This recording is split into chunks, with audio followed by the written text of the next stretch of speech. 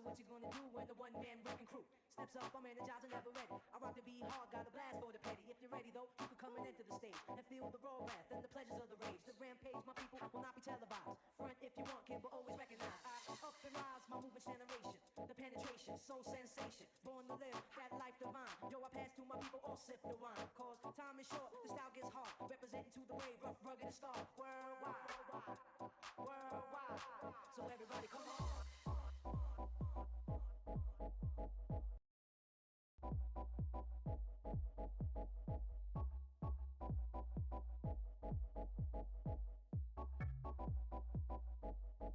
So everybody, come on.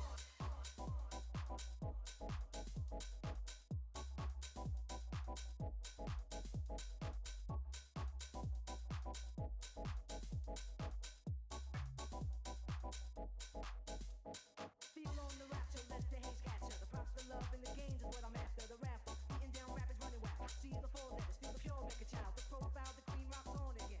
It's all hot here, so go tell your friend. So he can tell his man and they won't pretend. Cause the burn's so real that they all attend. My MC soul, they break for front row. Got the line now, let's for the Players Club. Guaranteeing old wins like Broadway Joe. And if you ain't heard, act like you know. Rather, beast from the east is coming for a piece of pie. I'm in that freak mode, so it's time to do or die. So you know why, the dope got your mind high. You gotta stay fly, with you come about to get by.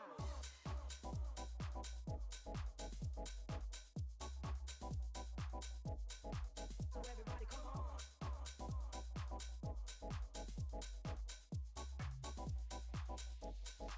So everybody come on. Analyze me, I paralyze you. So what you gonna do when the one-man wrecking crew steps up? I'm energized and never ready. I rock the beat hard, got a blast for the petty. If you're ready though, you can come and enter the stage and feel the raw wrath and the pleasures of the rage. The rampage, my people, will not be televised. Front if you want, kid, but always recognize. I up and rise, my movement's generation. The penetration, soul sensation. Born to live, that life divine. Yo, I pass through my people, all sip the wine. Cause time is short, the style gets hard. Representing to the wave, rough, rugged, and star. Worldwide, worldwide. So everybody come on.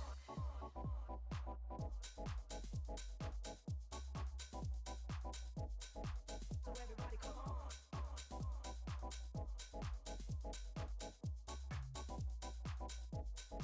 So everybody come on. So everybody come on.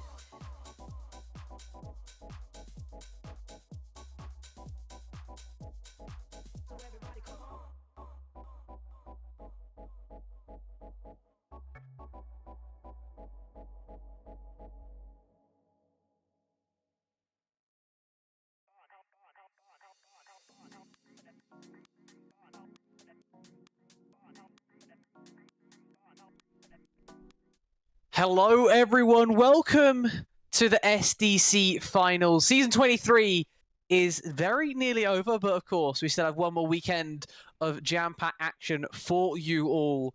And to bring you this momentous final, it is me. I am Rue. Hello. How are we all doing? Alan's here as well, filling in for draft. Colonel's running a tad bit late, but we are going to be ready when game one comes. Hello, but before then, of course, we have to work out what's going on in the draft. And as such, here it comes. Alan, how do you feel about finals already? It's come around quick. Yeah, I'm not sure you tuned in last week, but these two teams are definitely undisputed, really our two best teams coming in. You know, Luggáge coming back from a 3-1 deficit, very dominant for the second day. And Real Terminators, I don't think they ever gone to Game 7. They wiped out their last two opponents in 6. And I think these are very two evenly matched teams. I like the way their rosters are set up. I like their damage portfolio for both teams across the board. I think we're in for a good series here.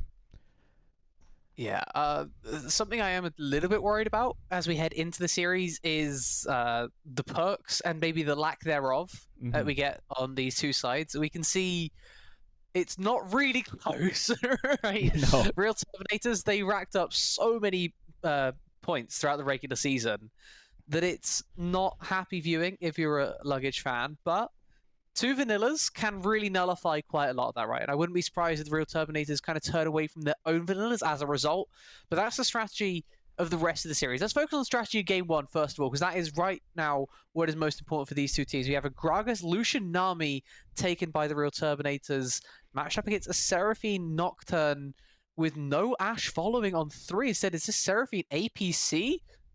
Violet, what are we cooking here? Yeah, I mean, Violet is Well, first of all, she was role locked out of her primary roles. I believe she's a bot laner now, but she definitely has Seraphine in her back pocket. I think that's one of her favorite champions, and it's a good champion to take away from Winkin too. Winkin is a Seraphine player, so you can kind of see the identity of these two teams, Lost Zero and Winkin. Not sure you know Rue, but they're dating, so the Lucian Milo combination is a reflection of how they work together as a team. And Gragas, I think that's gonna be a Gragas. What do you think? Jungle? I think that looks like a jungle or top. I'm not too sure. I mean, I haven't seen Gragas in the jungle for a while. I'll be Mhm. perfectly honest. I'm a bit jaded from being in EU that when I see Gragas, I think top lane. Okay, there we go. But Hey, Colonel. welcome, Colonel. Welcome in.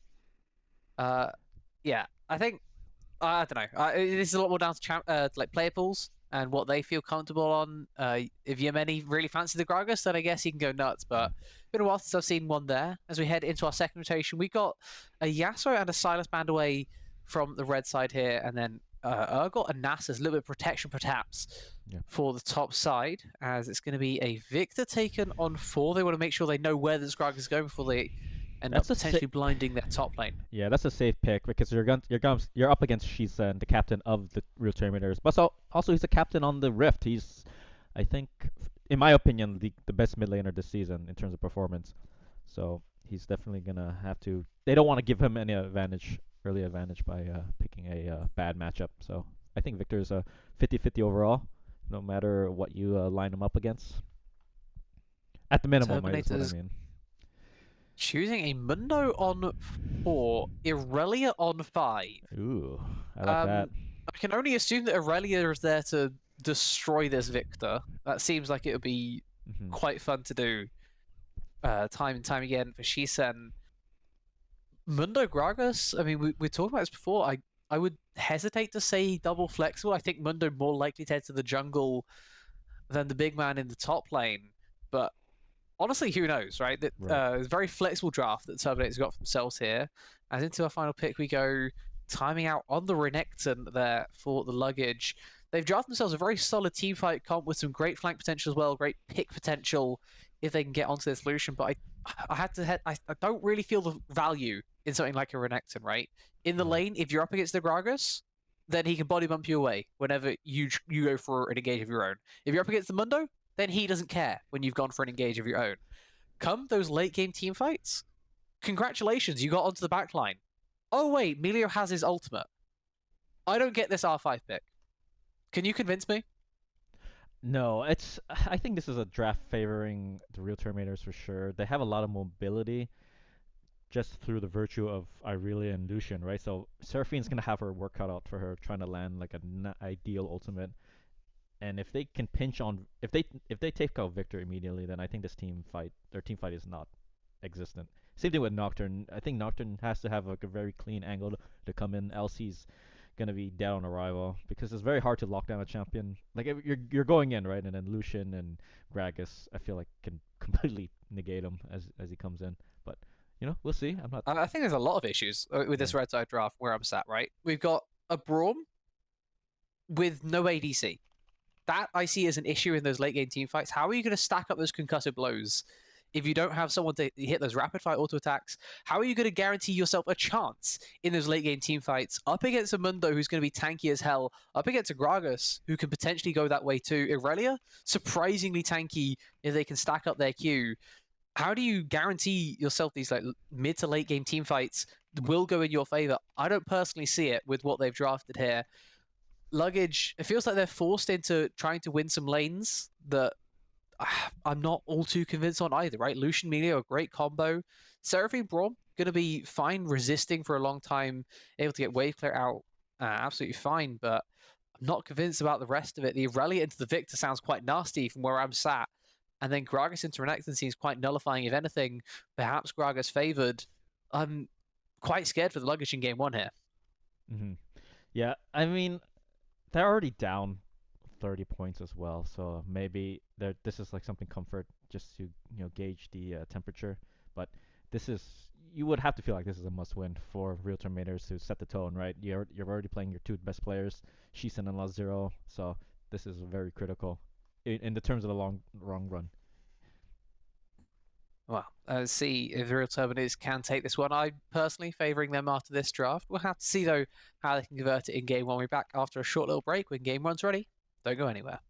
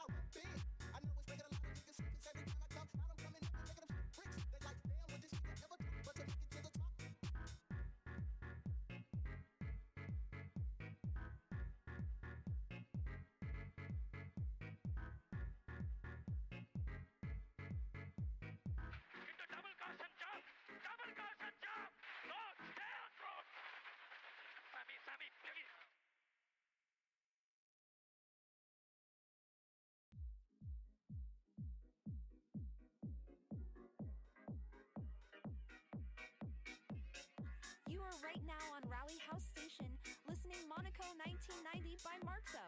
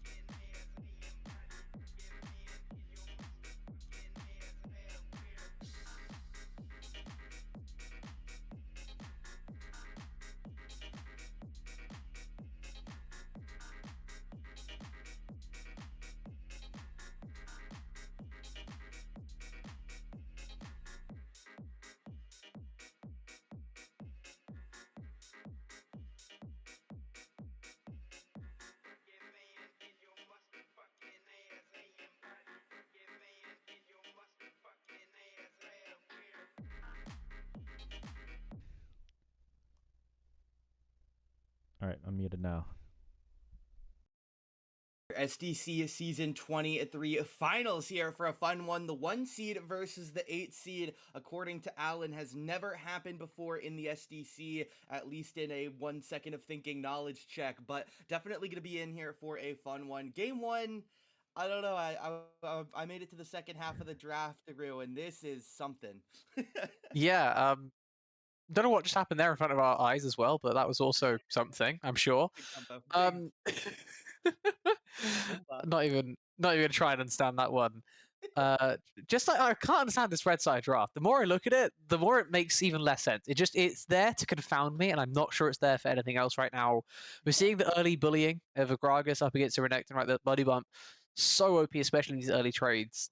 Nothing really that Frischke can do. As he gets later on, definitely gonna have some timing to have some kill threat, but it's mainly gonna be down to when Lugger doesn't have his E to just disengage for free every time. The rest of the map, honestly, not looking much better, right? Early push going the Lucian Meteor's way, as we'd expect. The ability to have those more powerful auto attacks, helping push that wave in.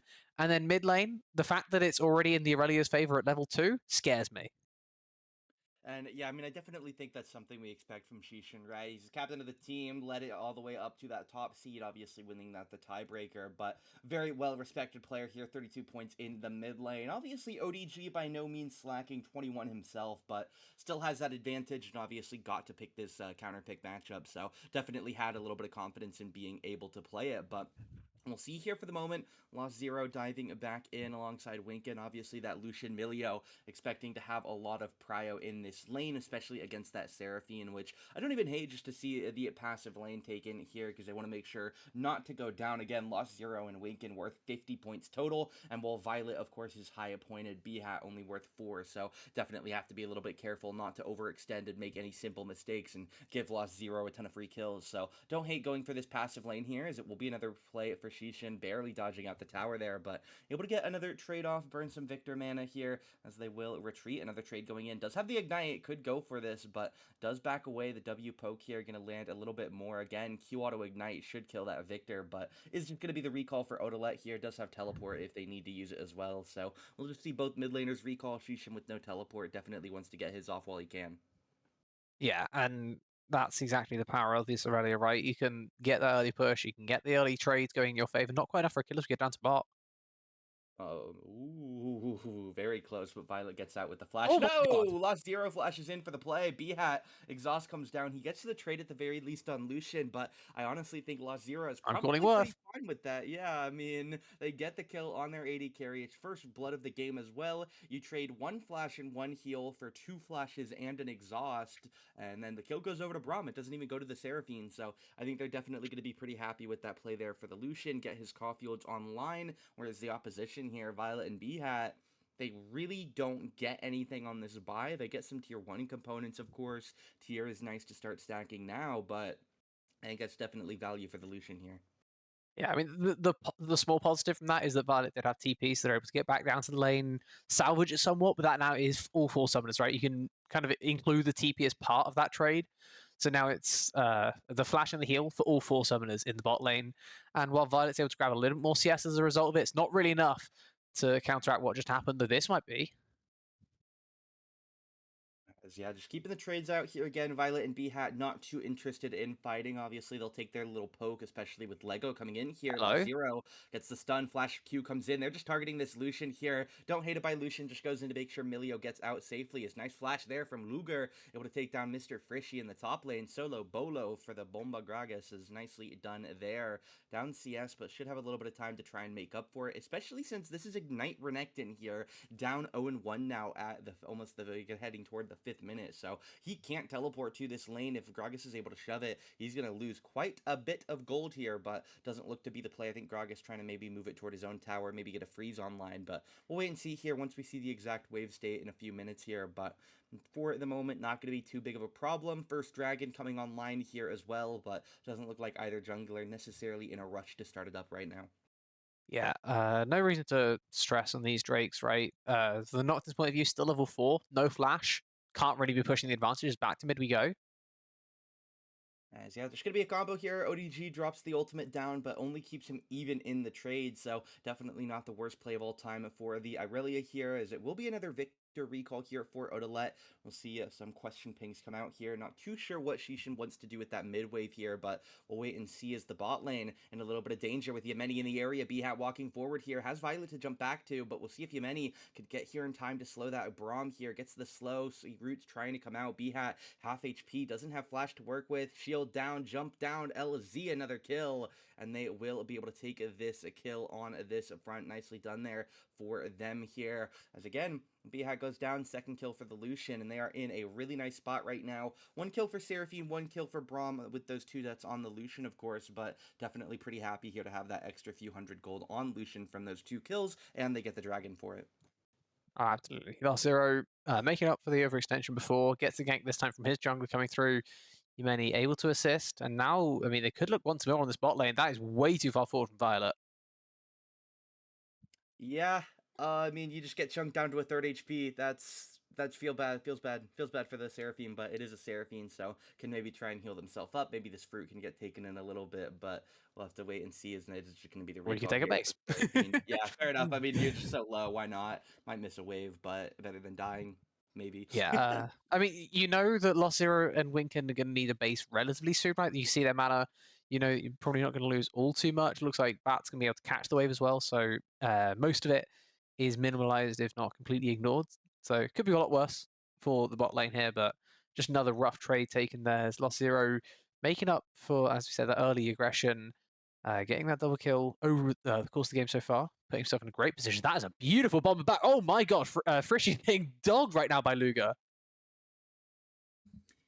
Yeah, we'll see it here. The Renekton just going to be trying to play down some damage, but as we'll see, here comes Yemeni. Luger in a bit of danger here, but the dashes in, takes that body slam, tries to get out here. Is Frishy trying to hold on here, but Yemeni keeping the damage up here, trying to move over to this passive stack, but unfortunately, Frishy doesn't seem to have too much of a way out here. The auto's coming down the cleaver. Yemeni doesn't even want to go for it, just walks forward, takes that briefcase slam, has the HP to tank a tower shot or two. Why waste it on it? Why risk missing the Q and not getting the kill? So fair play there from the Mundo. This Lego Alien lurking mid here, does have ultimate as well, so could obviously ult in if something starts somewhere near, but nothing gonna happen, so he's gonna get back onto the camp clear. They do ping him out as he breaks that scryer, so they know this Nocturne gonna be on his red buff. Yemeni here clearing his top side as well. We'll probably see both of them make an effort to move around here. Krugs and Wolves both up for the Nocturne, bot side and Wolves up for the Mundo, so definitely nice for the Mundo here. He's up 12 CS already and has a few extra camps up right now, but we'll wait and see if he is able to snowball that as Lost Zero, another trade onto Violet. B-Hat able to end up tanking the majority of it, keep the trade decent as they do hit Winkin a little bit more, break that bone plating as well in case they can get another trade off relatively soon. But Grubs are alive, both junglers here thinking about moving to their bottom side camps here. Mundo already there. Nocturne looks to be committing down as well, but he does actually take the turn over toward mid lane. Could be looking Grubs. Here we go. Ulting. Nocturne ulting mid, bot lane fighting as well here, as we'll see. Irelia get back to tower here, drops the ult down, gonna try and fight it with Yemeni here. Shishin under half HP, but ODG Yikes. a little bit worse for wear here, gets the kill there. Lego Alien now trying to get away, has some more dashes to try and get ready here with the E, but Nice we'll see stun. Yemeni going in, gets it nicely done there. Really good by that Solo mid top lane. dive. B-Hat dives down bot side as well. It's a solo in top lane, and it is almost a sporadic team kill. Look at the right side of the screen. Look at how close that is to a full team kill here. Absolutely insane. They almost got an ace at 9 minutes. Luger gets the 1v1 top lane. Yemeni and Shishin go flawless in their 2v2 mid lane. And Lost Zero and Winkin kill B-Hat and get Violet 1 HP. Has to recall TP. Absolutely insane here. But at the end of the day, right, you look back at the score sheet. Kind of what we expected, right? 122 points for Turbinators up against that 89-point Luggage roster. They have nice advantages. They are, again, the 1 seed versus the 8 seed, which again, Luggage has proven isn't necessarily the most fitting title for them here, but definitely still worth keeping in mind. They were in those tiebreakers to even qualify for the playoffs, and now while it's off to a rough game 1 start, we think back to what we saw on stream last week, and maybe losing game 1 isn't the worst of all time for Luggage, as again, they were down 3-1 in that series, but we'll have to wait and see if they are able to make something magical happen again later in the series. But for now, it's Lost Zero and Winkin taking complete control over this bot lane here. As another fight mid lane for Shishin, trying to get out of this W of Victor, but just pops the Oh W my himself. god. With the dash there, ODG didn't walk backwards fully. He took a sidestep there, and whether or not it mattered does go down as Luger trying to hold this Renekton off. The ultimate should run out pretty soon here, Luger thinks. Combo tries to hold down, just waiting for Yemeni at this point, trying to keep Frishy off the tower. Flash backwards E, and Yemeni will be able to walk in for the kill. Paranoia comes down though, trying to pick up the Gragas. Level up though. Luger gets the level up. The passive able to heal him up a little bit, but can Yemeni get the kill? Did Gragas stall long enough for this Mundo to do the damage he needs to do with that cleaver missing? no. Maybe not, but he's committing. That is Mundo, and as we say, he goes where he pleases. Gets the kill. The tower. No. Oh, doesn't get it. Yemeni lives with a shred of HP, shoves the wave in. Nicely done there. And look at Odalet here. Really rough game for him so far. Down 30 CS, 0-2 against the 3-0 Irelia here. Really, really rough one for him. But again, it's going rough in most places of the map, so can't necessarily blame him specifically. Obviously, everywhere has been losing out. Culling comes down. B-Hat, Violet, both going to get tagged heavily as if Flash Autos trying to get the charm here, but the instant breath of life, not well done by Winkin. Able to keep that Lucian at the right HP here. Obviously not going to die too much anyways, as we'll see Shishin another attempt here. He's already preset though, so can't commit to ODG quite yet here, as B-Hat has to be careful of a dive here, but he does have Nocturne moving to help try and prevent it. Yeah, I think it's a good bait opportunity here for B-Hat. Lego Alien in the air, but no paranoia. Just going to send them scrambling instead. Should be able to get another plate. And if he walks up like that, then maybe he dies anyway, because you're not allowed to walk up like that. That was a little bit much. Yeah, I mean, you just can't do that. I don't know. As we'll see Luger, another combo here onto Frishy. Just a little bit of damage, but at the end of the day, it's 10 KP Gragas, so not really that big of a concern to take some trades here for fun. You got your passive to work with as well, as we'll see mid lane. ODG getting pressured a little bit back under tower, but the damage trade does end up favoring him here. But again, look at some of these items here already getting forced up. Irelia, first item done, full boots completed here. Definitely could be an absolute nightmare to deal with for a little bit of a game here, as we'll see now. Continued pressure here on to the ODG. Violet as well getting targeted, gets stunned and killed. Shishin, 4th of the game for them, 14th for the team here. And again, with a 5.5k gold lead at 12 minutes, I definitely think that we are not going to be in for a super long one here to start off our grand finals, but I guess anything can still always happen. I'm glad you're optimistic. And I don't think there's much else to say. This is roughly what we expected coming out of Yeah, draft. Because yeah. Luca may have bitten off a little more than he could chew finally. The Nocturne there with the Brawl finally to stack up a passive, and oh wait, he doesn't care. Yeah, Lego Alien gets the third grub at the very least, so it's not a complete loss of the objective, but they did still lose the objective by all means. 6k gold out now.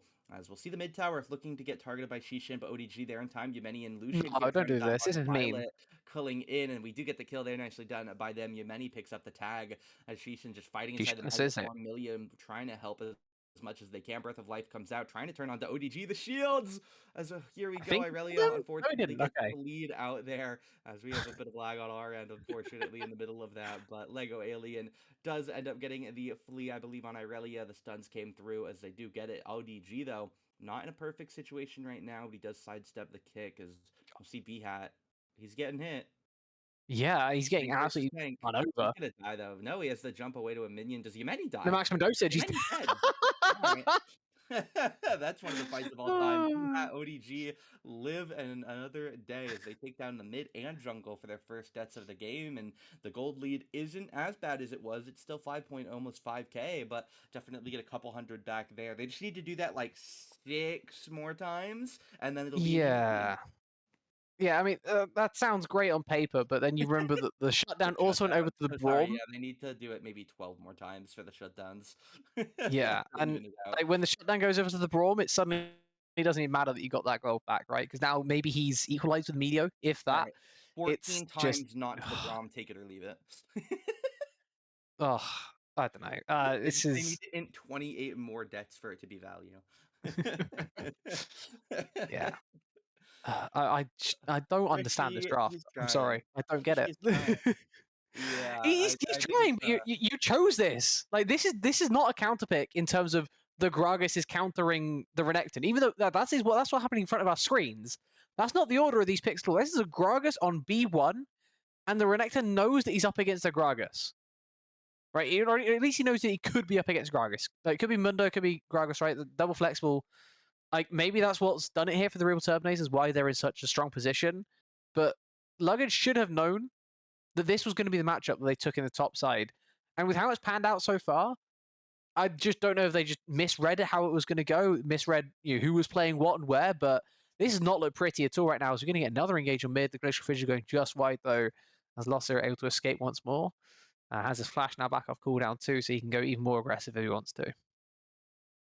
And yeah, we'll see Violet ODG here trying to hold down the mid, try to farm up these waves, get a little bit more gold. B-Hat moving over, but Lucian Stop almost thinking about gets it flashing to there. being more aggressive. Jesus Red? Christ. Well, the red buff Straight away. Violet down, but not quite. But I mean, again, this is a rough game state. I know there was a game last week. I don't remember which team it was. I know we got a pretty early FF in one of the games last week. Yeah, but hopefully don't get that again. I don't know. It's always possible. It's the SGC, man. They can do whatever they want. But we'll wait and see if that does end up becoming a plague we face once again as Frishy. Moving on in, Yemeni unfortunately waiting. Nocturne nearby is Yemeni. I'm not necessarily sure that he cares that Nocturne is here. He thinks about it for a second, but then realizes it doesn't matter. Irelia is here as well. Renekton should die. It will be the charm Hold here onto on. Irelia, though. They have a chance This is to get deep. kills. It will be Renekton for Irelia 1-for-1. Obviously, the 4-1 a little bit more impactful than the 0-4, but 1-for-1 here. The gold goes over. Nicely done here. Able to get that trap in there. Blue jungle, Herald down bot lane should get that objective bounty, 3 plates, and that tower. So definitely not a bad bit of a gold swing here, as we'll try and knock up Yemeni with it. As can we make sure to break that passive field is what happened for Odalet Gun to get here at this HP versus a Gragas there at that HP is the real question. Body Slam Q will kill, but Slow. yeah, he's just gonna spam all the buttons here. I don't know how ODG ever gets out of this, but we'll wish him the best.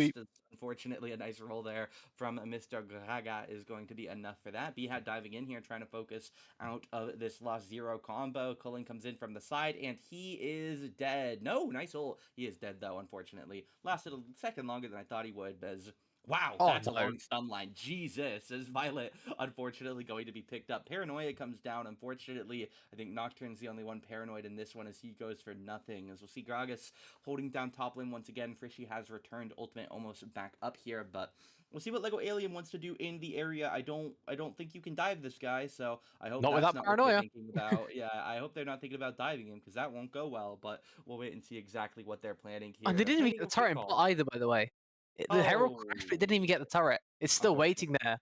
So they I couldn't get a didn't turret quite do for enough. objective So gold, and they're still down 7k. Is Frishy bomba. Bomba in nice stun there. I thought he'd get the extra tower shot. He didn't, as they have a chance to kill him now if he doesn't have that body slam back to safety out of the flea here. Stuns him back into the queue here, trying to use his Lego's tower gone. damage to work as much as he can. Oh, what a Nocturne flash. barely lives. Frishy does not Ugh. take the extra tower shot. Nicely done there. Well done on the dive. Went dangerous. They both got 1 HP, but timed it right, got the right timer on some of those key cooldowns like body slam being down as they get the kill there.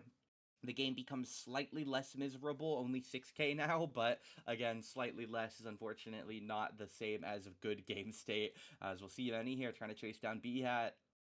Yeah, he's hitting him. Yeah, I mean, bot side as well. She said, oh my god, Odlet got blown up. Yeah, I mean, there's really this isn't a hype fight. They're just walking at them. This Yemen, that gameplay right there from Yemeni is what he's been doing for the last 20 minutes, just standing there. The dude's just right clicking and goes AFK.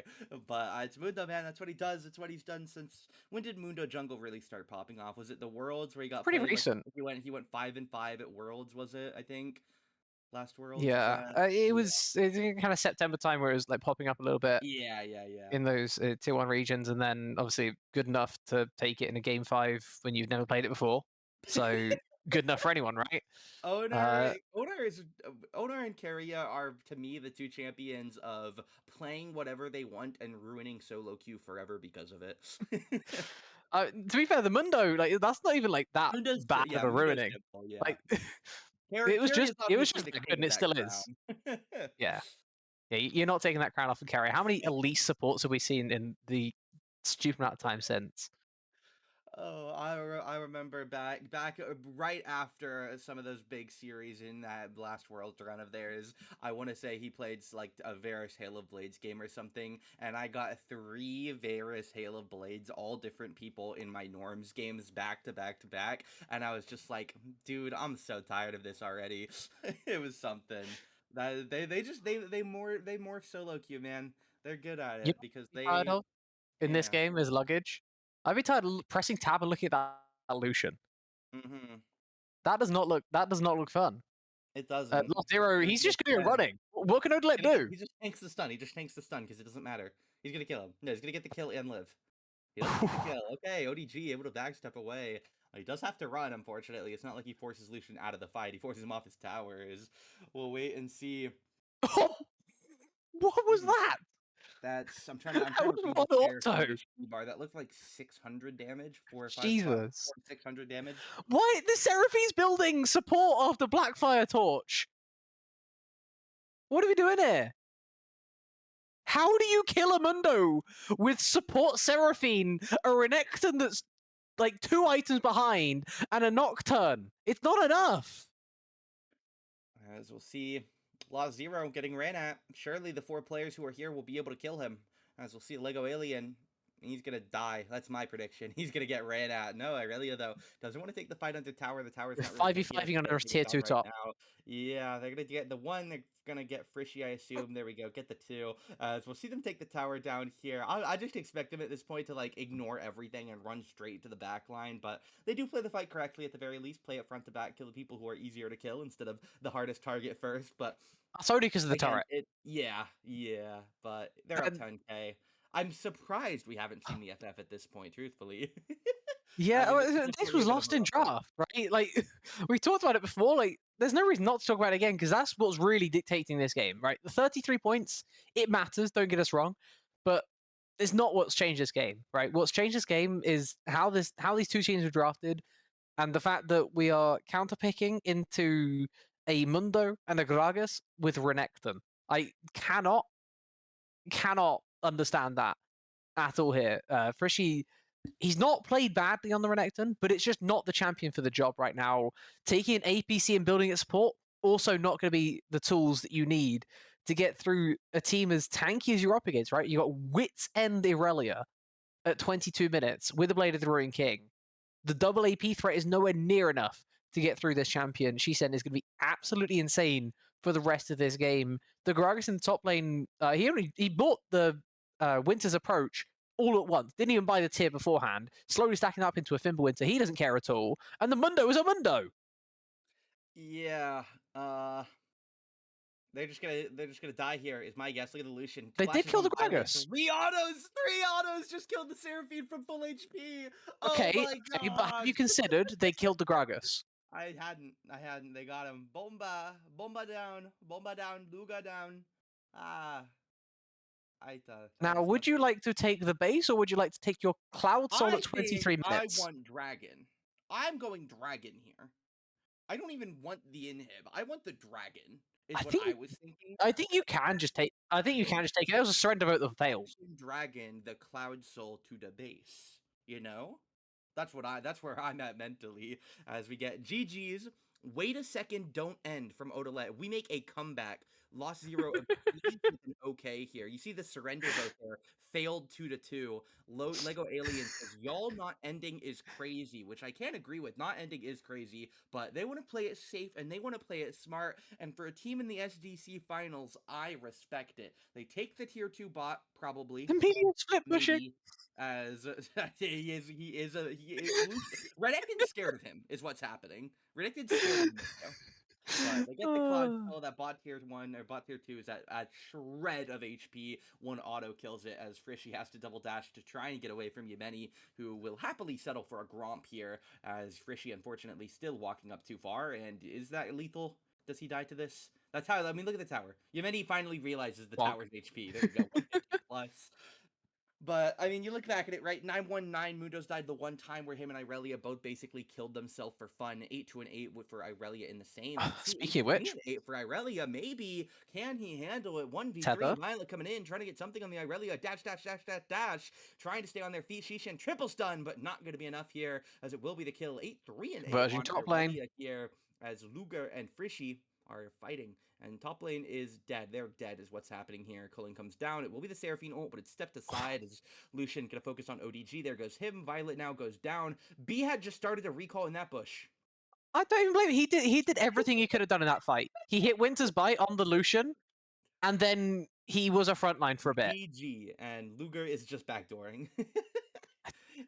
Oh, GG's, man, GG's. We'll see what they do. They could go. Could they go Baron? Where could they go? They could go their blue buff. That's what they could do. I think they go their blue buff here, but we'll see. Odalet says, "Wait, one more respawn. We got the mid laner killed. You have to give us another chance, Yemeni. Don't do it." As we'll see, Amelia says, bet. ODG tells them they're cringe for ending in the grand finals. Let us alive, as it does look like they'll just end the game here. Probably somebody in VC calling out, let them spawn. But Yemeni just right-clicks Nexus, walks away from the computer. XD, good luck next one, heart, GG. And ODG says, yeah, you just lost. So maybe calling out another luggage comeback similar to what we saw in the semifinal back then. But we'll have to wait and see. Game 1 does not, unfortunately, go to Odalet and his side of Panda Boy's luggage. It goes over to Shishen and the Turbinators for game number 1. No perks used, a lot of perks on the table here, but that's one of the other things we didn't really talk about. Did you guys talk about the perks at all in that first draft? A little bit. We pointed out how absolute scary mess. it was seeing yeah, the whole thing filled up compared to like 2 boxes. So yeah, for anyone who doesn't know, the luggage have 3 perks. They have a vanilla, and a Haida player. The Which, to be fair, in a the series like this, hold on, sorry, 2 vanillas actually matters in a series like this. Yes. Turbinators have vanilla, Haida player, wheel ban summoner spell behind enemy lines, mute deafen, 2+1 add ban, steal ban, and roll change. So they have a couple more perks in their hand. Obviously the wheel can't be used for anything, it just gives them some other shenanigans, but we'll wait and see here. Maybe we get a vanilla game 2, maybe we get perks game 2, maybe we get another boring game 2, as actually already the luggage have used a vanilla in game number 2 here. Obviously don't expect the Turbinators probably to use their vanilla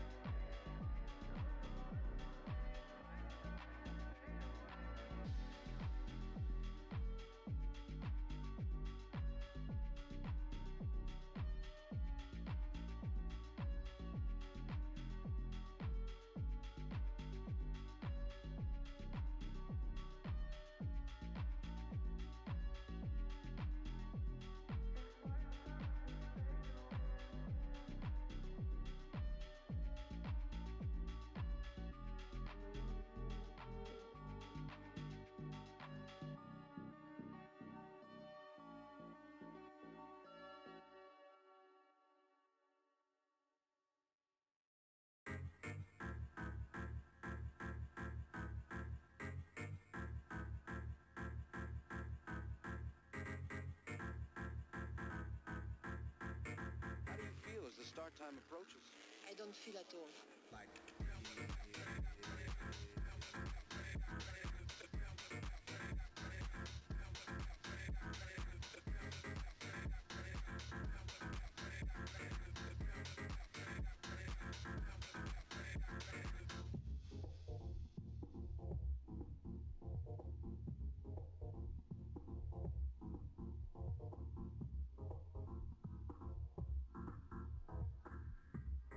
Like this, biatch.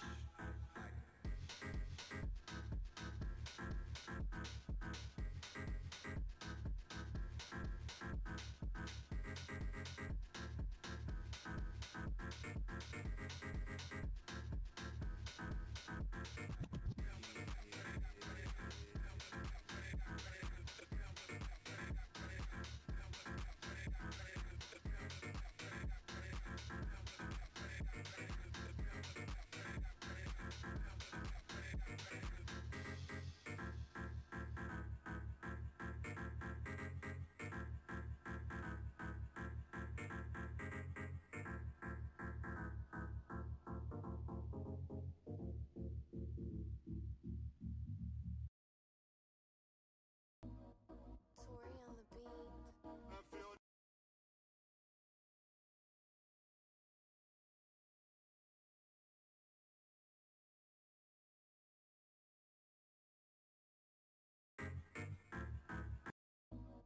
Tori on the beat. I feel the bass line. Tell me how you wanna ride inside. X amount of vibe. X amount of vibe beside the ride. I feel the bass line. Tell me how you wanna ride inside. X amount of vibe. X amount of vibe beside the ride.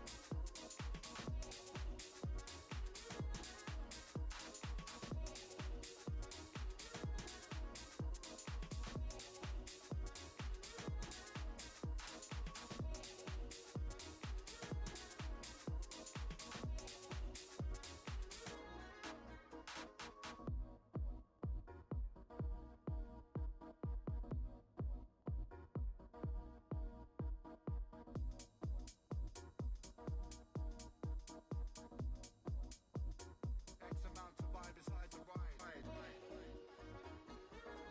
I feel the bass line.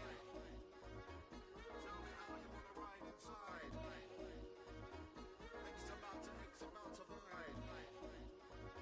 X amount of vibe beside the ride.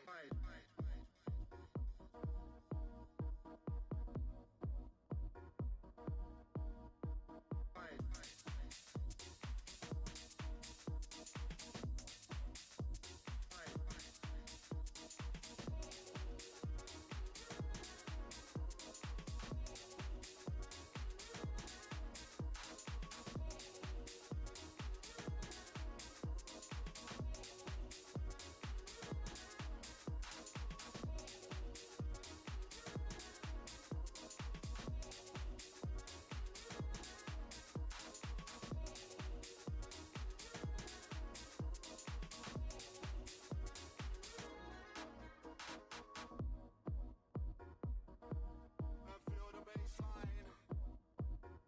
Tell me how you wanna ride inside. X amount of vibe. X amount of vibe beside the ride. I feel the bass line. Tell me how you wanna ride inside. X amount of vibe.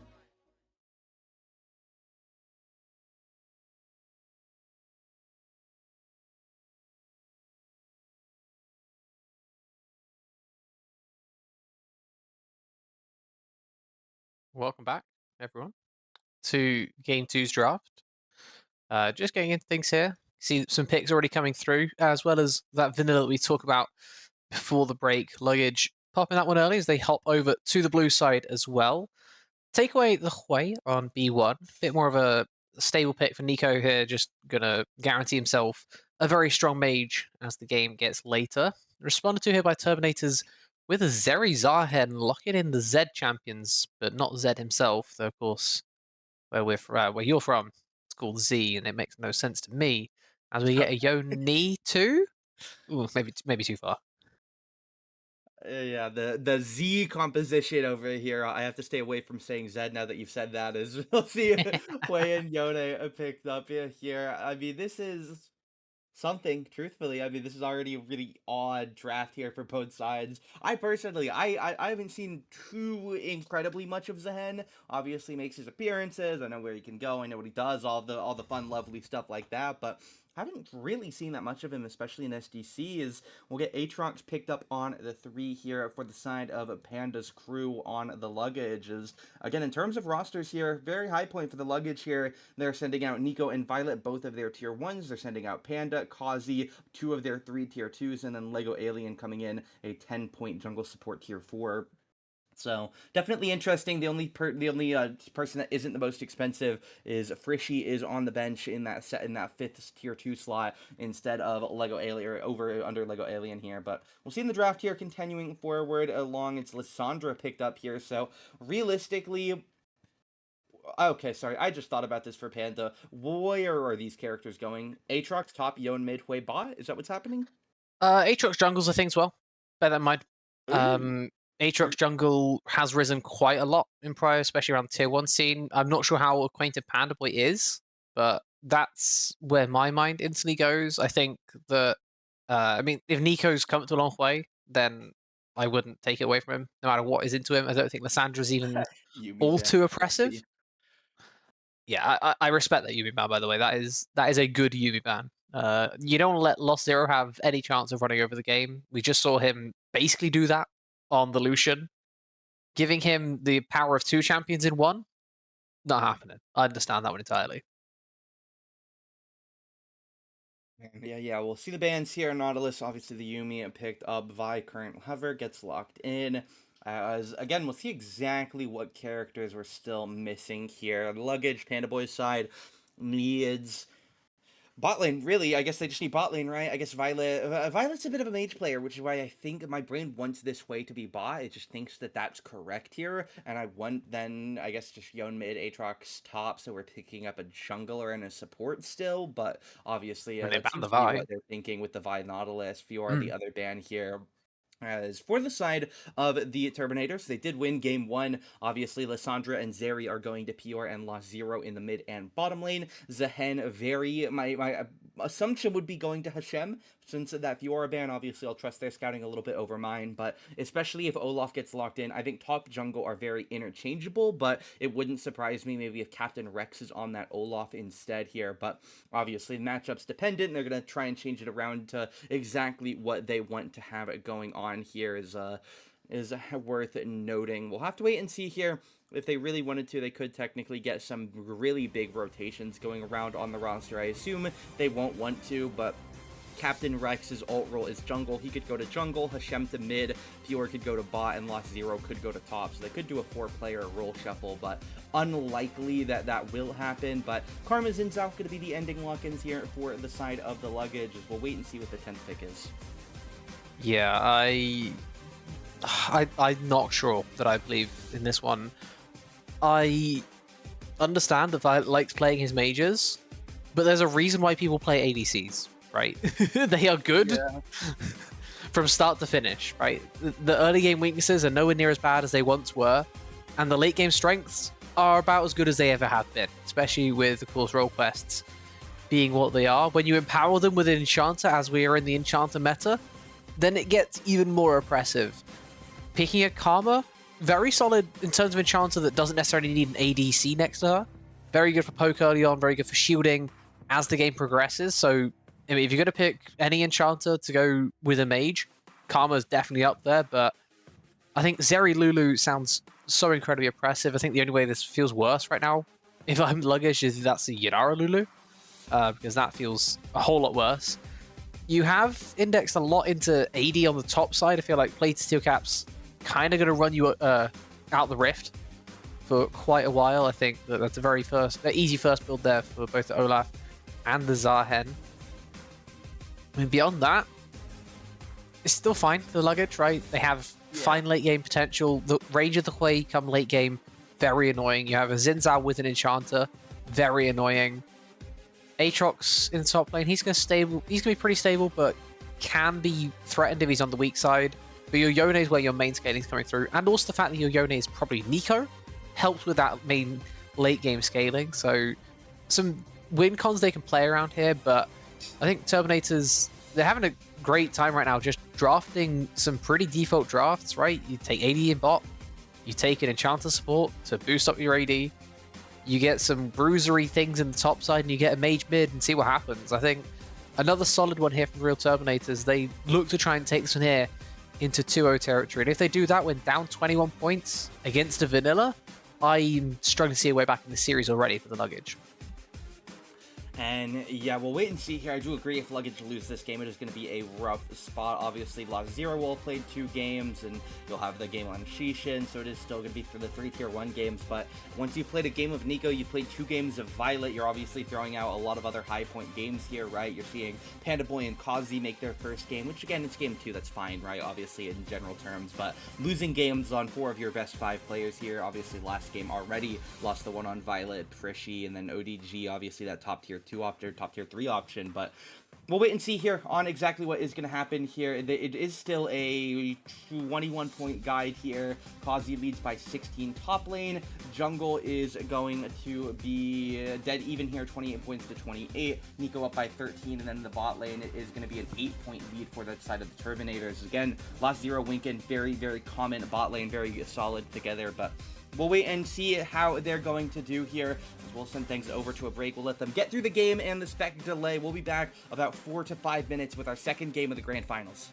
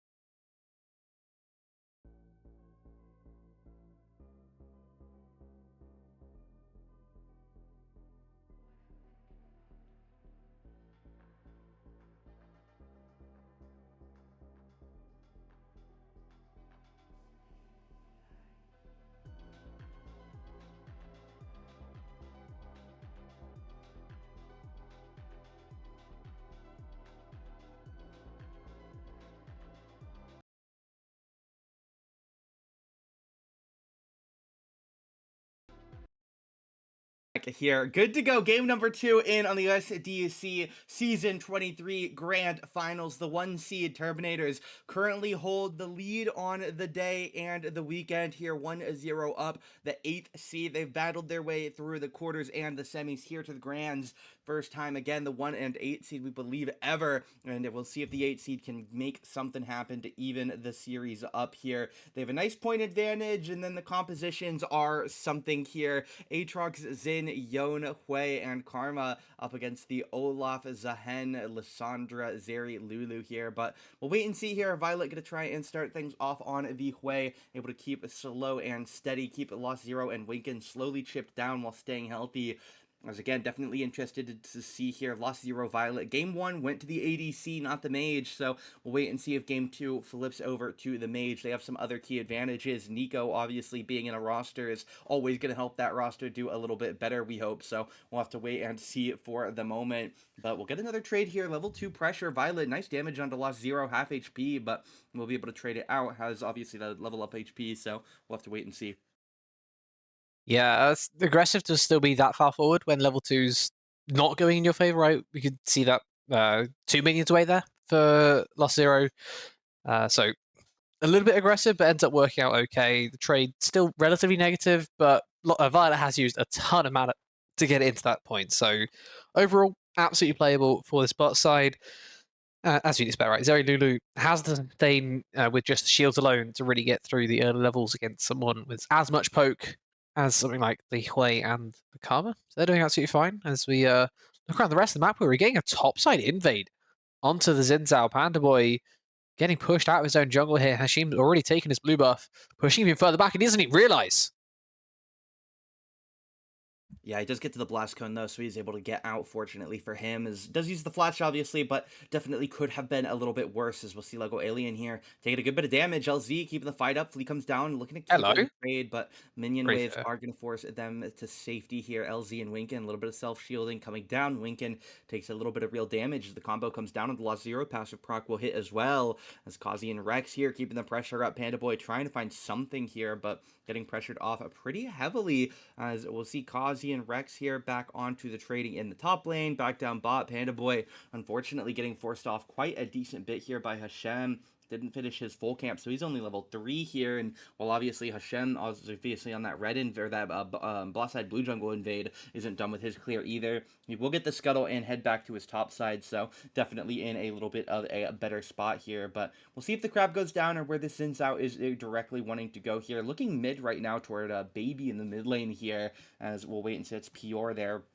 As we'll see how they will do in terms of trying to stay alive here, as the Xin Zhao will come steal the rafters, maybe then move to Scuttle, Gromp, and down, but obviously that pathing is going to be up to Panda on exactly where he wants to go, as Zero and Winkin here are taking a bit of a beating. Karma Hui here, obviously some nice long-range poke, especially before items start to roll in for this Zeri, as we'll see the reset, or the back cancel there on the side of Olaf, nicely done by Kazi, as again, CS relatively even everywhere.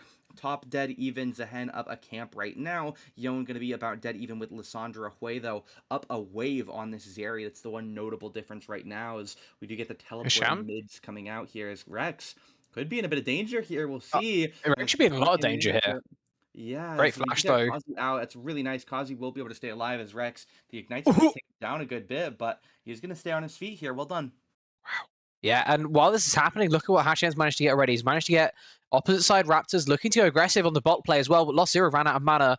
That should put the play already in the rearview mirror, but invading on the Raptors, very nice there for Shem. Getting even more advantage. Just has to be careful. Nico looking for the roam time and not quite able to get down there in time to stop something like that base. It's the Baby looking to make the play into Nico now. And yeah, we'll see if PR can get something here. Obviously, for the moment, just trying to farm up, get the CS is going to be the main goal. But Nico trading in Q3W, auto Q, gets rooted, takes the E back for that finishing poke damage and a safe escape. As Lissandra clears out the wave here, we'll be down 1 CS, down through 4 after Yone clears the rest, assuming he makes no error. As we'll see Kazi here back in the top side, down 2 CS right now, is getting forced under his tower with a wave of 7 crashing in here. So definitely has some time to turn the CS advantage on its head here. As we'll see what he can pick up here, focusing a lot on Captain Rex. So obviously not going to be his biggest priority, but ult comes down. Rex isn't 6 yet. He's trying to get it off this. Here we go. As we do get the 6, misses the axe though. As we'll see, Rex could pop the ultimate here. Does go ahead for it. As we'll see him continue to try and fight this, but he just doesn't have the HP compared to the Aatrox, so it's going to be the first blood solo bolo. King Kazi takes down Captain Rex here, and again, the most notable point disparity here, it's a 16-point gap in favor of that Aatrox, so definitely interesting to see that that's where the first crucial error comes in from the side of the Turbinators, as we'll wait and see. Obviously, plenty of time left in the game. The gold lead just a little bit in favor of Aatrox there, so again, nothing too serious as Nico forces the flash of Pure here. Nice safety move there. Could have ulted maybe. No, he doesn't have mana to ult himself there, so he's going to have to burn that flash. But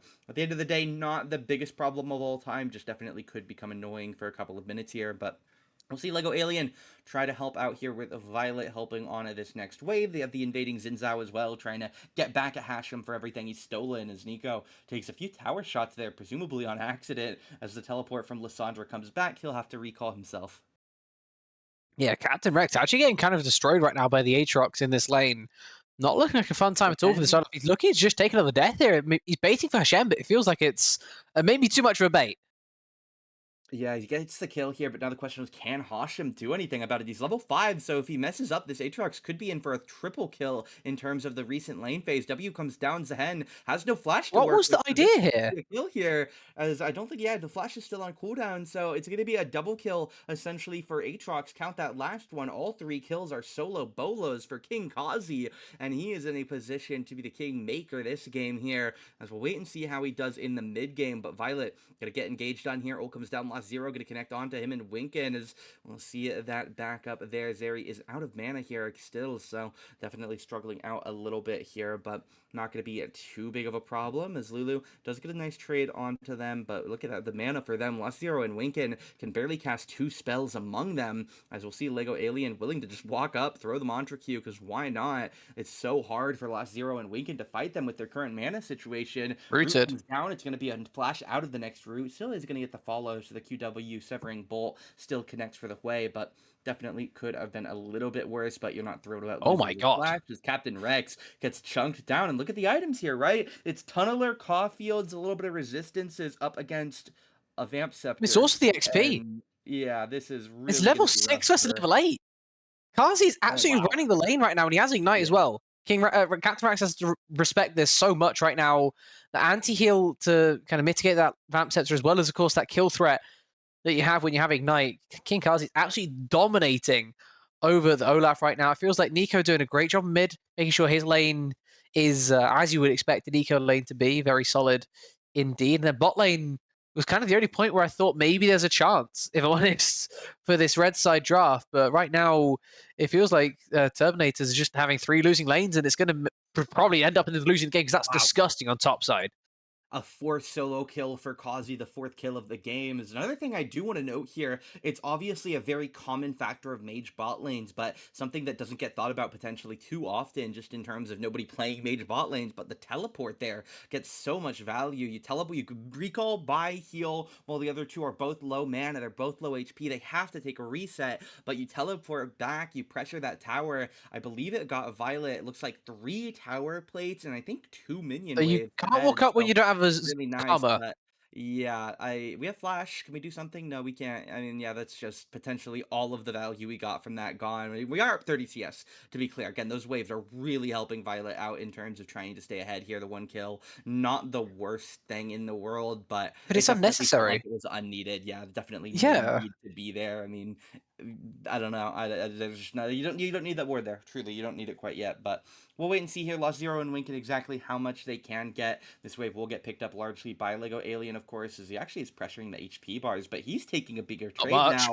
It's just not, yeah, it's just not great by Lego Alien there, unfortunately. I'm not sure, just thought he could do more, thought he was tankier, not too sure regardless, but ends up not working, as it will be Pure getting traded on. Q3, W, Auto, Q, Bit of a classic Yon combo there. Get the tempo, getting the damage out as Lego Alien gets the tag here onto LZ and Winkin here. Agreed. As we'll see them back up here. I mean, yeah, you have this ward on the back, so that ward is at least helping a little bit. Obviously, it cost Violet their life originally, but at least they're getting something with it, as we'll see the Severing Bolt land on Lost Zero. That's a nice find there, as Lost Zero really lethal, killable now, as we'll wait and see. 1 CC and a QW is going to be the death of this Zeri without Lulu support, so we'll wait and see here. But Captain Rex here, oh, is he just dead again? Is this a full kill on him? Is he just dead? Yeah, well, I'm surprised he even let himself get pulled back with the W. Should have gone Ragnarok earlier there, and he's just going to die because of it. Flashing away, but he's already ignited. One more bit of damage. The minion under the tower. He dragged the minion, so King Kazi was able to get the kill easier. Yeah, definitely helps. Obviously, I think he's getting the kill regardless there, but definitely keeps his HP bar in a tip-top shape here. We'll be able to pressure the tower here. Obviously, as his fake TP with the lane quest here is Lysandra goes for combo there. Could have maybe tried to like an ego ult maybe on the Yone, but doesn't necessarily guarantee a kill and doesn't want to burn the ult so close to the dragon fight for something that, again, doesn't necessarily guarantee value. But Xin Zhao, nice smite by Panda Boy. Yone gonna miss the ult as well here. Nico trying to hold on, trying to farm out some lethal tempo. Get ready on the stacks here, as it will be Violet coming over the wall. Panda Boy has to flash out. Nico Q3 comes down from the backside. Here we go. The Aatrox. He's been a terrorist the whole game here. We'll see if he can reign true here. Pure taken down, fighting in the pit now. It's gonna be. He's really low still. Available. King Kazi has to dash over the walls ahead, has to back away for the moment here. Lost Zero doesn't necessarily want to dash over that wall into Aatrox melee range, so we'll see the retreat here, but they get a lot there. It's not a bad play there from the side. That's a huge play. That's really nice for them, yeah. Yeah, from where the game was to where it is now, I mean, you didn't get the Drake. That was what the whole play was intended to do, right? Hashem was absolute full send with that Grim Deliverance. It doesn't quite work out from that perspective, but in every other metric, that was a huge play for the real Turbinators, right? They're able to stabilize whatever else was happening on the map. That was a 5 versus 4 that they end up picking up more kills than their opposition in. And out of all of that, King Kazi uses once in every 7 minutes TP, and Captain Rex finally has a little bit of time alone in the side lane to try and work his way back into this game ever so slowly. It's still going to take a while. That is by no means the end of his struggles, but now he has played to steel caps. Now he had a little bit of time alone, get a bit of CS, get a bit more experience in his favor, and maybe he can come back into the game a little bit, right? It's still by no means a good lane state for this Olaf, who is about to lose his turret. So still sucks, but it could be worse. Yeah, it'll be the Olaf here. That's it. He's here. He's stat checking him when he's down 3 levels. And like 2,000 gold. As I mean, yeah, like, yeah. What are we doing? It's another one for him. Could get the respawn, actually. Here we go. This could be interesting. Can he kill him twice? That's the real question. He kills him once. I don't think he can kill him twice, but we'll see. We'll see if he can. He misses the Q1. He's in the turret for the second one. There we go. Yeah, that's nice. There we go. You're only 0-5 top lane. It could be worse. You're out farming the supports. That's good. It is. Good It'd be Hello? really Oh my god. wasn't, is LZ going in, calling it here. Ult comes down, and there goes Violet. And again, Immobile Mage here, not able to get too much. Ult comes down. Yeah, but your mid lane is in bot. You can't be walking into your topside jungle. Is Lego Alien dead here? Can Pure catch him? I think it's definitely possible to get good damage. It's slow. I'm not sure about lethal here. As again, nice move by Karma. We'll see Captain Rex. He's once again. I only have one word to say for it, and he is here. He most certainly. Oh, you got a shield. He's got Bowling, actually. He's got bowling. Hold on. Zeri. Didn't get the W. What? Wow, that minion needed Panda Boy to kill the wave to get more under tower. This is the Violet now. Teleports in. Is Violet dead on teleport? Is this a Hashinshin TP 14 minutes into the game? Almost. Not quite, though. We'll see Hashim moving on over here. Going to try and set something up. Does pass a pink ward, so they're just going to get the hell out of there as they have no interest in taking this fight. It appears Karma, Lysandra both recall bot. Yone, though, look at the mid-tier 2 tower here. He's starting to pressure this pretty heavily. Gets that first plate already, as we'll see some items picked up here. Karma able to pick up their Moonstone. We'll also see the blue ward swapped over for the Lysandra here. Blue wards for a few players now, as obviously we start to move into that mid game here. Some of the players wanting to upgrade their trinkets on over to this bonus vision length. As we'll wait and see it here. Hashem holding on to some camps. It'll be Pure moving back to that bot lane to try and clean up some minions. As Panda Boy back on the clear, and Captain Rex, once again, he is present. He is in his lane, and he is most certainly trying. I fully believe that. As we'll see him try and run away here. Panda Boy, can he catch him? Can Aatrox catch him? He will be able to get out of the W here. I believe the Ruin King for Yone, as that's the most interesting thing happening at this moment in time. Is it's another one added to the pile of Mr. Rex. As Violet now will get the wave. The ult gonna get the wave. There's a lot of damage there on LZ. Suppose you have the AP at this point that it is gonna start to chunk once you get things stacked up like that, but not lethal for LZ. Severing Bolt though could certainly look for lethal as the healing gonna come down from that redemption, but we'll wait and see here. Winkin hit by the bolt there, a little bit more damage. Lego Alien comes in to help support. Storm Razor on the Zeri, going into a slingshot item next as well. We'll wait and see exactly what that is later, but Herald gonna get picked up by Panda Boy here as well. I'm imagining that's just going to be a Rune Hurricane. Right, no, it can't be. It's Slingshot. What are we doing?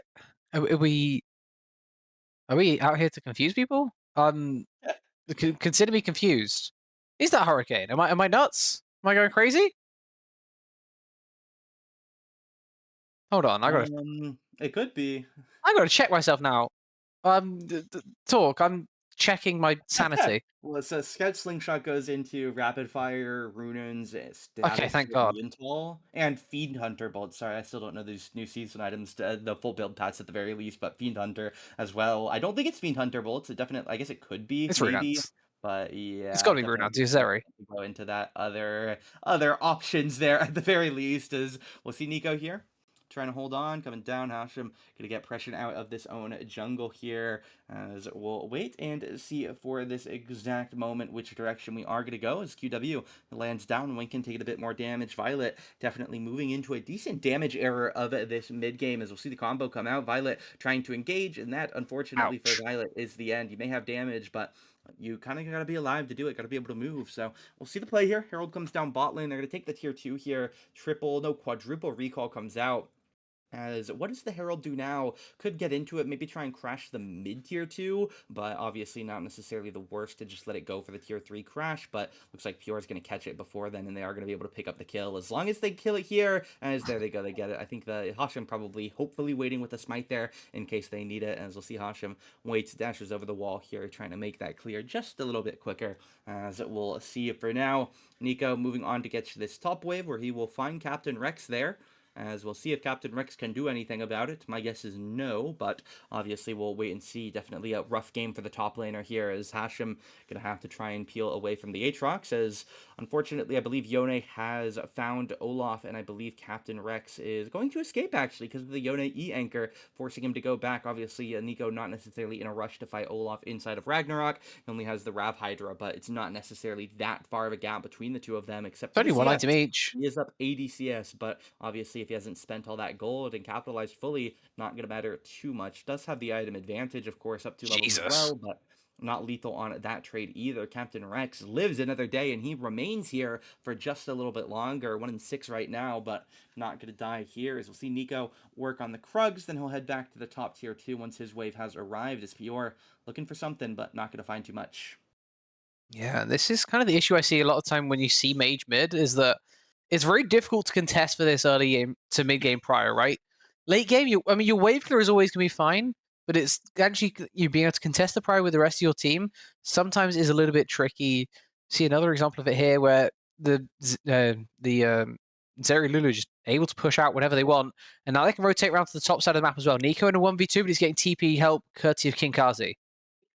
And yeah, if Nico can stall for Kazi, this is going to be an absolute slaughterhouse here of the Turbinators here. There we go. It should just all die out. Maybe they can get Nico. Maybe. But doesn't even look likely. And they're losing in the mid lane as well here, as Lost Zero should die out to this ultimate. Is able to take down Zinzai. We'll see if Lost Zero can tank it, as you will indeed. Nice Lulu support. Olaf goes down, though, as Panda Boy and Nico, or rather King Kazi and Nico, do pick up their 2v2, and in the mid lane goes 1 for 1, it looks like there. 1 for 0, I think, mid lane. There. It was a 3v2. Zeri Lulu survived. Killed all 3, right? It was a 3v2 and top, and all 3 died. That was the issue, right? The top play was just doomed from the beginning, right? As soon as that TP comes in from King Kazi, you almost have to find a way to call it off, but just in too deep at that point, didn't have a chance. Instead, the mid play was way stronger, and they're going again. I mean, this area is quite scary, I'll be honest.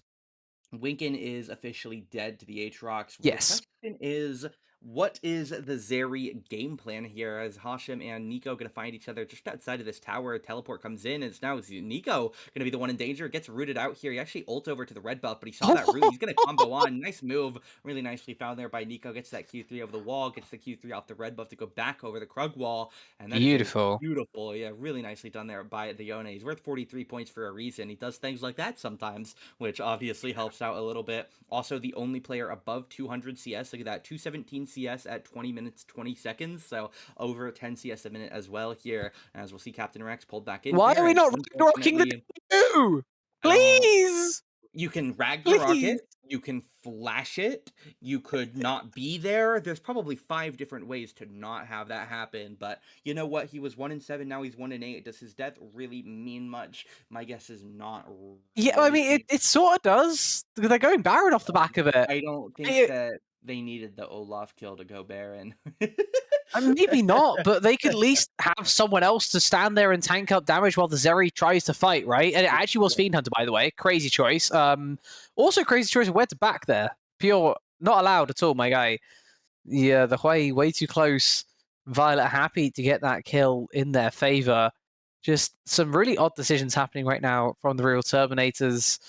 Unable to find the optimal plays right now, as it does typically happen when you're down this much gold, right? The plays that you go for are quite often not as fulfilling as you'd like them to be. But the plays like this could work if Lego Alien walks up and just has to flash away. Ooh, way too close. As yeah, we do have for the moment just going to be the resets here with Dragon up in a few seconds. A couple players trying to get some quick healing in their base. Teleport comes out from Hwei, of course, to go shove that bottle, but again, it's just looking like 3 dragons, and again, it's really looking like, you know, even into game 3, it's looking like it'll just be a 1-1 situation. But we'll wait and see exactly what's going on here.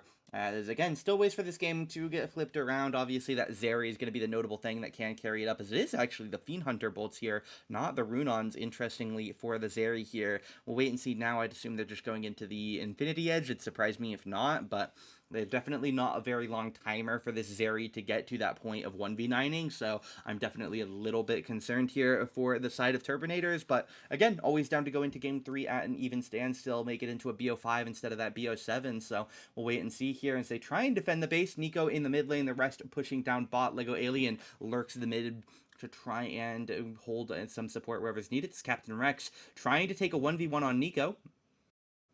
Didn't go very well and has to back up at around half HP before Nico takes damage, as we'll see the bot tower taken, bot inhib taken, mid tower will go down as well as Captain Rex. Can I ask what Ragnarok is for? If we're not going to use it when we're going to get CC'd? It's a decoration, I think. I mean, Like, yeah, we'll wait and see, I guess. I mean, I don't think there's anything that'll happen in regards to this. if nothing else, use it as a glorified cleanse. Please. Yeah, he has both of his summoners. He has ultimate. I would just like to see a little bit more. Truthfully, press a button that you haven't. I don't know. We'll see here. Lost Zero, Winkin gonna try and hold on. Nico gonna miss the ult down. Hold Winkin on. ult himself. Zeri moment. Back away is Hashim trying to hold on for the moment here. Lost Zero trying to hold on here. Does have that anti-heal as well. So definitely getting some good value. Zeri moment. Zinzao goes down. Zehen goes down as well. The lore characters are dead. Kinkazi heals up, but he gets polymorph, so he's gonna get taken out. Shutdown goes down. 700 gold in Zeri's pocket. As we'll see the fight win over to the side of the Turbinators here. They at least hold on minutes longer. We'll see how much gold Zeri has. Really needs to finish up some more items here, because again, Zeri can Psycho 1v9 this game with some of the support pieces they have, but unfortunately with the gold currently, I don't see that 1v9 happening, as Nico finds Captain Rex. Okay, what is the Olaf champion? How is he actually 1v1 in this unit? I have so many questions about what I'm seeing this game. Captain Rex just decided to go for a 1v1 whenever it's possible, and I mean, against the Aatrox, he has been effectively stat checked the whole game, right? Kinkazi's done an amazing job of neutralizing the early threat that the Olaf has, and then just running away with the game from there. But beyond that, I mean, he has threat against everyone else in this server still, right? Down 2 levels on the Yone, he just goes for the fight at 1 item up against 2.5, and just like, you know what? I think I have a chance. And he just sends it. Actually forces Nico to go scrambling, but unfortunately when Nico goes scrambling, he buys another item in his base. And yeah, I do think it's worth noting to Human Faith, it was an Olaf fourth pick picked before the Karma and Xin Zhao with Lulu last pick, but we'll see Karma go down here. Hashem gets it, and again, they're turning this around decently here. Violet going to go down as well, so the bot lane gets picked up, but obviously a couple of things that are going to try and It's stop just way too aggressive. coming out. 4 recalls coming in. Zeri's in base already, so not going to be the worst of all time here. And again, they're holding on, right? They're down 6 or 7,000 gold right now, so they're trying to stabilize it, but we'll have to wait and see here. Down, what are they actually? 6.4k gold, I believe, so right in the middle there. So we'll see Law Zero heads back to base. What do we have this time? We do have that Infinity Edge finished up. Obviously, Berserker's Greaves over in the free boots item slot, as we'll wait and get into exactly what our next item is going to be here. Obviously, a healthy percent of crit right now, but we'll wait and see potentially once that full crit. Maybe just going to go into a little bit more of supporting stats, get some AD, maybe a Bloodthirster is always on the table as ult. Ooh. Not going to connect onto PR for Nico. He does get that E off as wanted to kill the Lissandra, but not going to get that full lethal one tap as Lissandra goes for the quick recall here. Going to head back into base here as the Zonias has that lovely Malignance here, trying to work on, I believe, a Void Staff, maybe a Crypt Bloom. Crypt but Bloom, he's got a wait and see. And Phoenix Codex. I think he just upgraded that. I could be tweaking though, but regardless, doesn't matter because that's what he's going for. Is we'll see La Zero, Wink, and Captain Rex and Hashem. They are on a train to support him to pick up a red buff. Yeah, I mean, that's how much you have to protect your Zeri in moments like this, right? Here we go. Make sure that you keep her alive as long as Doggy. possible. Trying to. Zeri has to flash out of that W. They feel is, what are we doing? What? Why? I mean, there's First running a time we press distraction, that and then run, there's we like run in. Oh that my was God. that wasn't Your just like Zeri distraction. already That wants was to just like flash. yeah. Sorry, Nexus Towers I forgot Nexus Towers respawn. I thought they just healed. That's so goofy, but they do respawn to help them out here because Riot Games made it. So we'll see the Nexus Towers. So rarely do I see a Nexus just left open that these do happen, but they do respawn here. They get the third Nexus Tower of the game here. Is King Kazi trying to hold on. The anti-heal burning him away a little bit. Panda Boy trying to fight forward here. Fourth Nexus Tower of the game. Hashem hit by the Severing Bolt. It's a kill for the Hui here. La Zero trying to make something happen. The Severing Bolt dashing away, but the Nexus unfortunately lost for where Panda Boy flashes in, gets the kill in the game. 27 minutes in. 1-1 here. We go into a standstill heading into the last game of our Saturday in the SDC here, but definitely interesting so far, right? You look back at game 1 for the Turbinators. They had a nice point lead there. They were able to just kind of take complete control of that game, win everywhere. Game 2 ends up Luggage used one of their 2 vanillas there in a positive 21-point game for them, with 4 of their 5 best players and Lego Alien replacing Frishy for that final spot instead of just being their 5 best players. But at the end of the day, they hold on, they win it here as game number 2 in the books. I suppose we'll send things back over to a break. We'll wait and see if we do get any more perks used for game 3. I'd expect Turbinators to want to try and win it maybe with the help of some perks, but we'll wait and see exactly what we get when we're back for game 3 in a few minutes.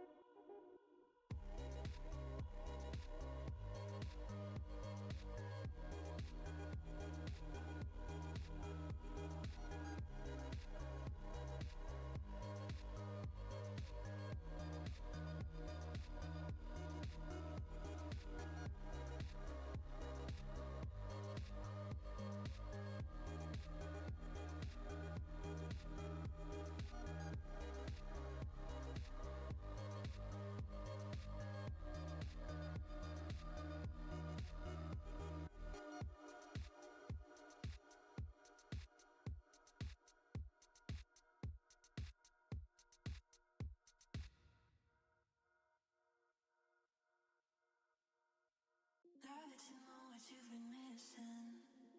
You swear that you can't get enough. I know you've been hoping and wishing that you could get more of my love.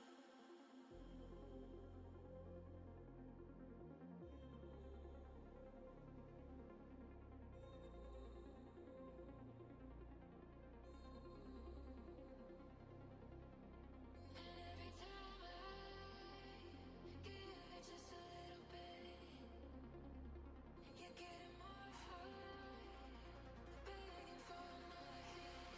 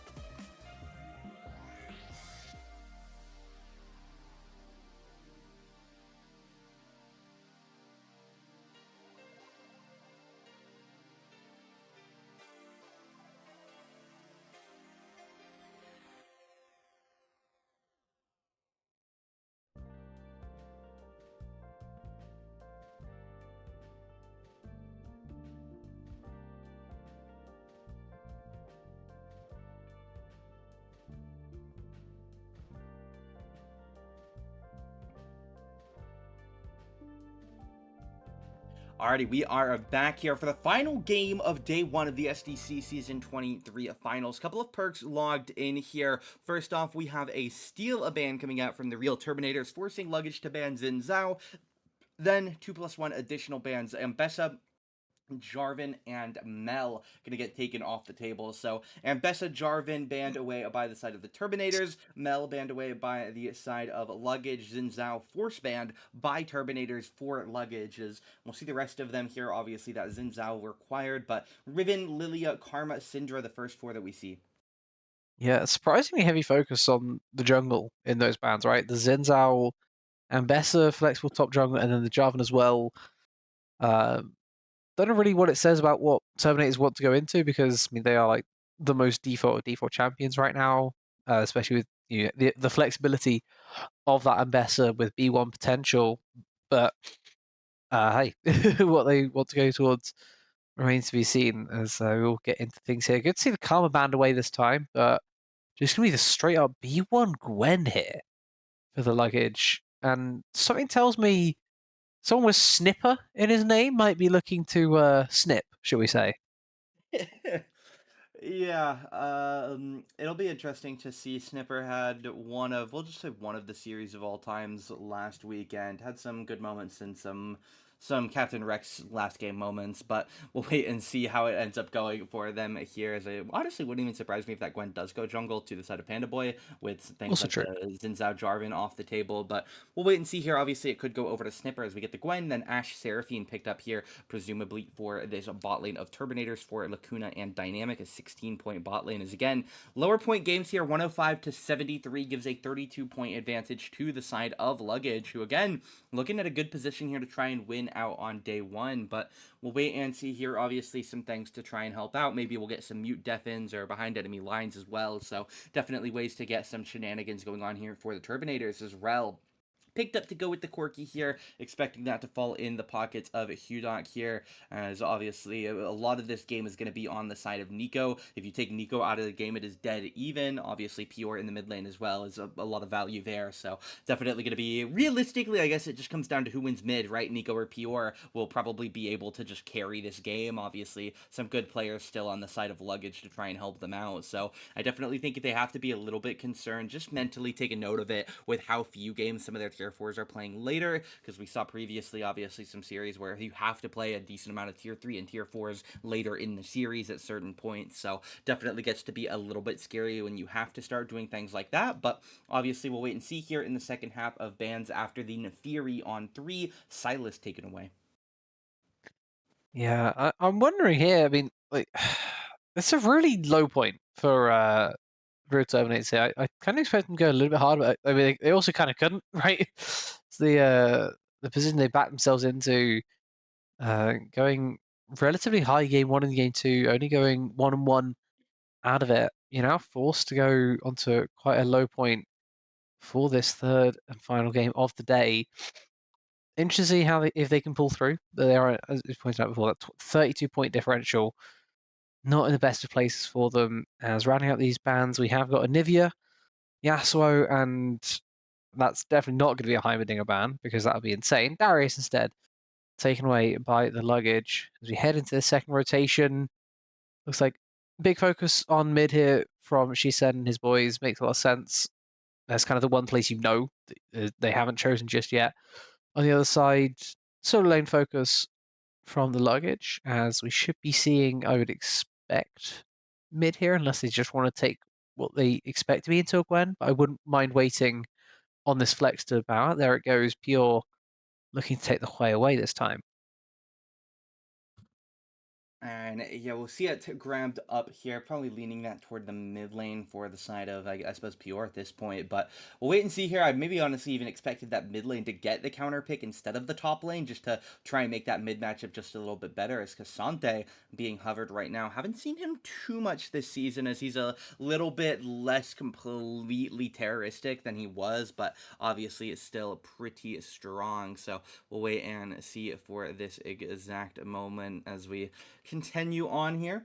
as we'll see what the next pick is going to be here. Really looking for this counter pick mid, unless maybe we do want something like that Corki committed, as obviously that does confirm that Gwen is going to go into the jungle as well, which is definitely worth keeping in mind. But just now down to what do we want in the mid lane, and Ari going to get picked up here. I don't hate it into the comp that we're looking at. Yeah, I mean, surprisingly underused so far, as that throws a humongous wrench in the works. What the hell is happening now? Is Nico doing some weirdness? Nico, what are you planning? Gwen mid, Why? right? I That mean, has like, to be it, yeah, right? that Nico is Wukong still on Nico 5 would could. Well, you, it's okay. you can Even ignoring the fact that Nico can go anywhere, because Nico can't go anywhere. He's filled. They can swap him however they need to. I don't. sure, but But the it's champs just can't. looking at the champs. Yeah. I Huh. mean, you could I think it has to Wukong be mid Gwen if mid, you right? wanted to. Who's Wukong top playing was it? a thing for a while. Any I, of I these don't see three why you do it into characters. Quay. Because Sante can't be jungle to me, but any of these characters can be anything. I really do think it just has to be that Gwen mid. I mean, there's ways that it goes differently, but if it's not just Kasante Wukong Gwen with what we've seen, I don't really know what But the else it question is could why, be. right?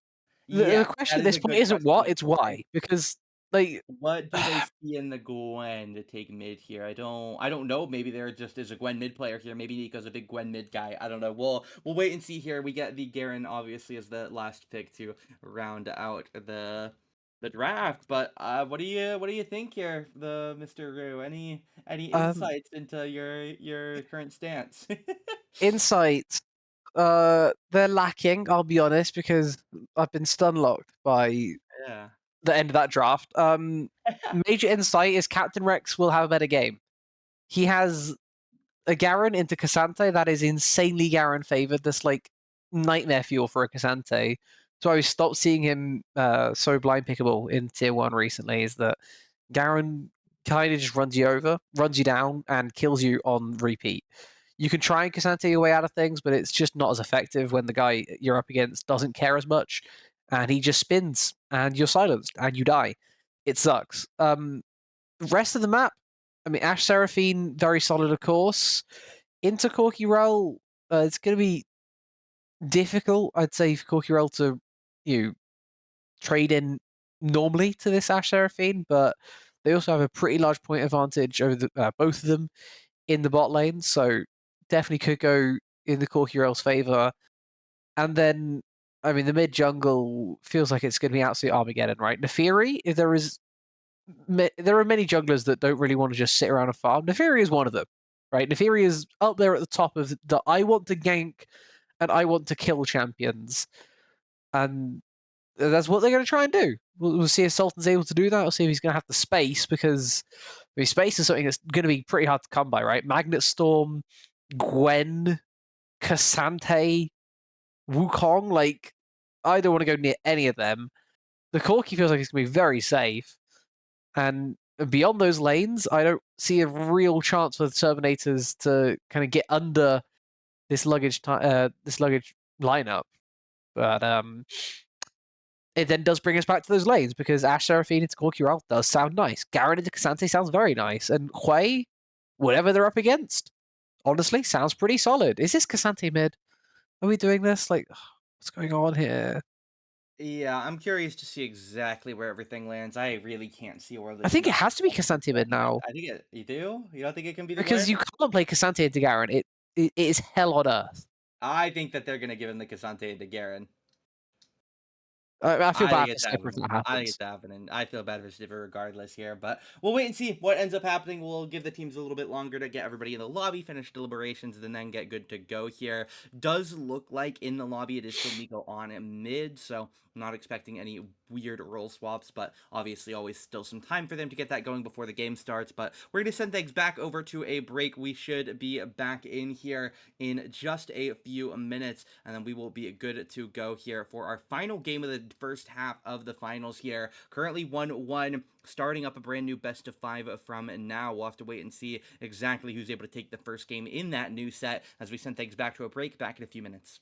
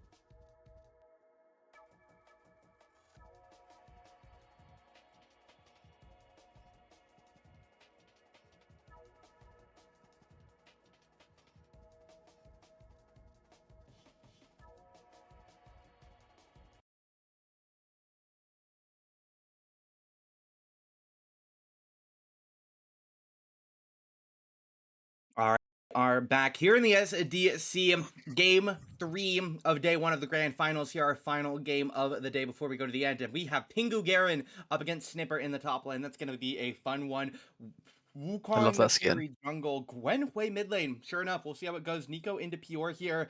The winner of this lane, I expect to carry the game, but Gwen is Gwen. We've seen Gwens do horribly early and still 1v9, so Nico gonna have a lot of work to do here, I think. Yeah, even more work as well, bearing in mind that he cannot hear nor speak back to his teammates. He is mute deafened, as is Panda. A lot of perks being used right now by the real Turbinators, feeling the necessity in game 3 of the day to make sure they head into this second day of the finals up if they can. Going to do their absolute best to do precisely that, as Captain Rex should have a lot more fun this game, as we said in draft, on the Garen up against the Cassante, especially Aftershock Cassante as well. This is the kind of Cassante that says, I don't want to fight you, please don't hurt me, sir. Captain Rex going to ignore that and should be looking for as much murder as possible. Yeah, definitely going to be a lot of chaos here in this top lane. Again, you do have two of the lower point players in the game here. Obviously, this bot lane of Lacuna and Dynamic are also between them, but we'll see how they do here, playing a pretty simple lane. Ashe Seraphine, go for the slow, go for the roots here. A lot of ways they can try and control this lane, despite being at a, 31 to 16, so a 15-point difference here, which, again, not really that bad, especially considering Lacuna, obviously very competent player here, considering the tier and all, but we'll wait and see, Nico. Gonna hold on here, a little bit more poke into the side of Pior as the Cassante and Garen continue trading. And again, as you mentioned, not necessarily the most lovely lane of all time for Cassante, so definitely expecting him to be playing a lot safer. And hopefully that does mean for Captain Rex, he won't suffer the same problems of last game and he gets to at least play the game a little bit more. So obviously last game was pretty rough for him. It's nice cancel here, able to get a little bit of damage out inside of that queue. As we'll see, the trade's okay for now. Once we get towards level 6, obviously this lane's going to get a lot more explosive, but definitely going to be interesting to see if either of them do pick up some solo kills. Obviously going to be some mistakes. We'll see if some players are able to punish it. Obviously moving near that tower could be a dangerous game against the Cassante, but we'll wait and see here. Obviously some nice healing for both of them. As we'll see another trade here coming in. Garen QE walks forward, W comes down, stun comes out. Sniper going to try and keep this trade going a little bit longer, but obviously needs to be careful of that Conqueror. Has to back away before it gets truly lethal, so is able to DPO here as Sultan holding on here, gonna try and pressure onto the Wukong, but not gonna be able to get anything like a smite onto the crab. Sultan. Way diving in, has to go invul and Justin Hudok trying to move in as well. Pior though, Pior should just be Oh dead. I my. don't think he has a way out here. There we go, first blood for Wukong as Pior goes down. Sultan has to try and move back to safety, but that scuttle will get picked up by Panda Boy, as Sultan should be able to get top scuttle at the very least as he goes in for a trade to Nico. If he loses too much HP, it won't look great. Teleport from Pior now as Nico looking for the solo kill. Could Q flash auto, but misses the Q. Ooh. As Pior comes teleporting back in. Will be the flash coming out from Wukong Oh trying to no. chase down Sultan, but he flips away, and now Sultan has some damage backwards. Way going to try and get more. Nico trying to stay alive as well, but Panda Boy goes down. A kill for Pior after his untimely death. Yeah, and it's just too much. Just too much there from Panda Boy. Tanks a couple of turret shots, and that is going to be his demise. I think first time around there, very, very greedy there for Sultan to try and play for the bot crab. When any bot has push, they have Price walk up the river. They do precisely that. Jest in there really early and right on time, at least from where Panda Boy was looking at it. Ends it in a 4 versus 2. And Pure, the one that ends up really facing the worst of the punishment. Sultan barely escaping with his life. And then baiting under the turret, ends up managing to get Panda Boy to go flashing forward and still die to the shots flying at his face. Completely undodgeable once you're at that point. And Nico getting down that low as well means that Pure has a little bit of time in mid to hopefully for him get a wave pushed out, maybe even look for another base and take his time to breathe, re-establish, spend that gold from the kill, and get himself back into the game, as Nico has already taken his base, has a blasting wand, so at least he's going to have a reasonable time in return. And yeah, definitely has decent damage now if he can connect full combos, but here's the Wow, problem needlework? playing melee into Hui. You are in a rough spot sometimes as needlework comes out. Snipper, a lot of CS to clear here. He's done 21 right now, but he has almost 10 here to try and catch up on. We'll see how he does. Gets one, gets the cannon, gonna try and work on the back line here. Not bad, actually. Ends up getting the majority of it here, so fair play to Snipper there. Obviously, we'll see another attempt here. Sultan diving in, trying to take down this crab here, or this Raptors, rather. Greedy As once Pure more. comes out really early. That's a really early invuln. Stun gonna grab him. Pure has no mana to really help him. Snipper thinking about trying to take this fight as well, but Sultan is able to get away in the mid lane at the very least here. As we'll see Captain Rex holding onto his HP bar. Sultan gets flipped and Hui holds the recall. Sultan is What are dead. we doing? Dog shot dead in the street. Pure backs and Sultan. He is two in a rush to try and go, I think, to his Gromp. He wanted to go straight to his Gromp, but ends up taking the wrong path, right? Too risky, too dangerous for a little bit more speed. So he gets picked off and goes down. Now loses the Gromp as well. So a little bit too hasty here, but we'll see now. Rotating over. I don't think there's a real play here, but we'll wait and see. Slam down comes in. Justin does get the double stun, but not going to be much trading. But here's the real question, Rue. If you are Snipper, Panda Boy's muted, Nico's muted. They can't talk or hear you. They just type in chat. Do you just feel like a weird third wheel right now? Your bot lane surely communicating with each other. Is he just sitting there chilling in the call? He's got the solo queue experience. Spotify in the background, playing whatever the hell he wants. There's got people talking in just the background. Hudok and Justin. Oh, look, watch out for the Seraphine Q. Watch out for the Ash W. They're gonna engage on us. And he's just yeah. he's on a payphone, man. He's stable Ronaldo. He's having a great time chilling. Well, I mean, you say great time chilling. I'd probably beg to disagree on that one because he is getting Garen versus hasn't died. Cassandra right now. He hasn't died. We said before this matchup sucks and definitely can't be overstated. But I mean, while his bot lane may be making all those calls to help themselves, I mean, Justin's doing a great job playing around the map, even though he it's effectively mute deaf from like half the squad, and as such has even more power, right? The fact that the support jungle is still meeting up in enemy side to just go as aggressive as they are, it's working out incredibly well so far. Justin doing an amazing job of using his presence on the map to get not just his Corki into a fine state, but also now the Wukong, as he catches Sultan just way too far forward that previous time. Only level 5, gets the kill. Is going to end up losing that blue buff. Is going to be Panda Boy in exchange for the Drape. I'm sure he's more than happy with that, especially after he was able to claim the previous Gromp as well. Keeps himself in a pretty solid state in terms of his clear. And he can go around once more. He's going to find out about his blue very shortly, but I'm sure he'll be absolutely fine as we head back to top lane. Because Snipper, that's quite a deep TP, sir. Yeah, we'll have here Captain Rex trying to hold on as we'll see the trade. Not much action in the trade. They're just kind of holding buttons at each other, but taking into tower here. Captain Rex hold down, but does get the healing and stays alive here. But I think it's interesting. I know my proposed rule change. I know that this is going directly to Alan. When you mute deafen multiple players, it should be like a Mordekaiser ult, and they get to talk to each other. So there's my rule suggestion. I think that Panda Boy and Nico this game, like because you mute deafen multiple players, they go into the Mordekaiser realm, and they should be allowed to talk to each other in a different voice call. There's my humble rule suggestion. Alan is telling us that's already a perk. My bad. That's a different perk. Apologies. Someone out here suggesting Silasar, and then Silas like, oh well, hello bot lane. What the hell is going on down here? Double flash Destin. Isn't solo queue 2 players can talk to each other and the other 3 are mute deafened? Or can the other 3 talk to each other still? The other 3 can talk to each other still. Okay, so that is basically just a thing. Okay, fair enough. As we'll wait and see dynamic here, trying to hold on. That was 4 sums, by the way. Moment. Yeah, that's a lot. Yeah, that's actually huge. We talked in the draft, right? Corki Rel up against Ash Seraphine, like this should be not the most fun times in the matchup, but Hudok, he brought Cleanse for that precise reason, right? Levels 1 through 5, it's kind of just an accessory. Means your trading power is nowhere near as strong. You could avoid the occasional route if it comes through. If Dynamic somehow lands it, I mean, Ash could help out with that, of course, to turn those slows into routes, but now level 6 is reached, that Encore does absolutely nothing when that Cleanse is up and available, and Hudok just says, I don't care what you've got coming my way. I'm going to stand in front of it, and I will out-DPS you. This early game Corki absolutely flying as only a man in a helicopter can. And yeah, we'll see now Captain Rex here. Will be trying to hold on in this top lane. Nico going to try and move out as well, as we'll see the stuns coming in here. Captain Rex going to try and stay stable here. Nico in the mid lane as well. Is down CS right now to Pure, obviously 0-0-0 right now. Pure does have that 1-1 from the earlier death involving Sultan. And that attempt is...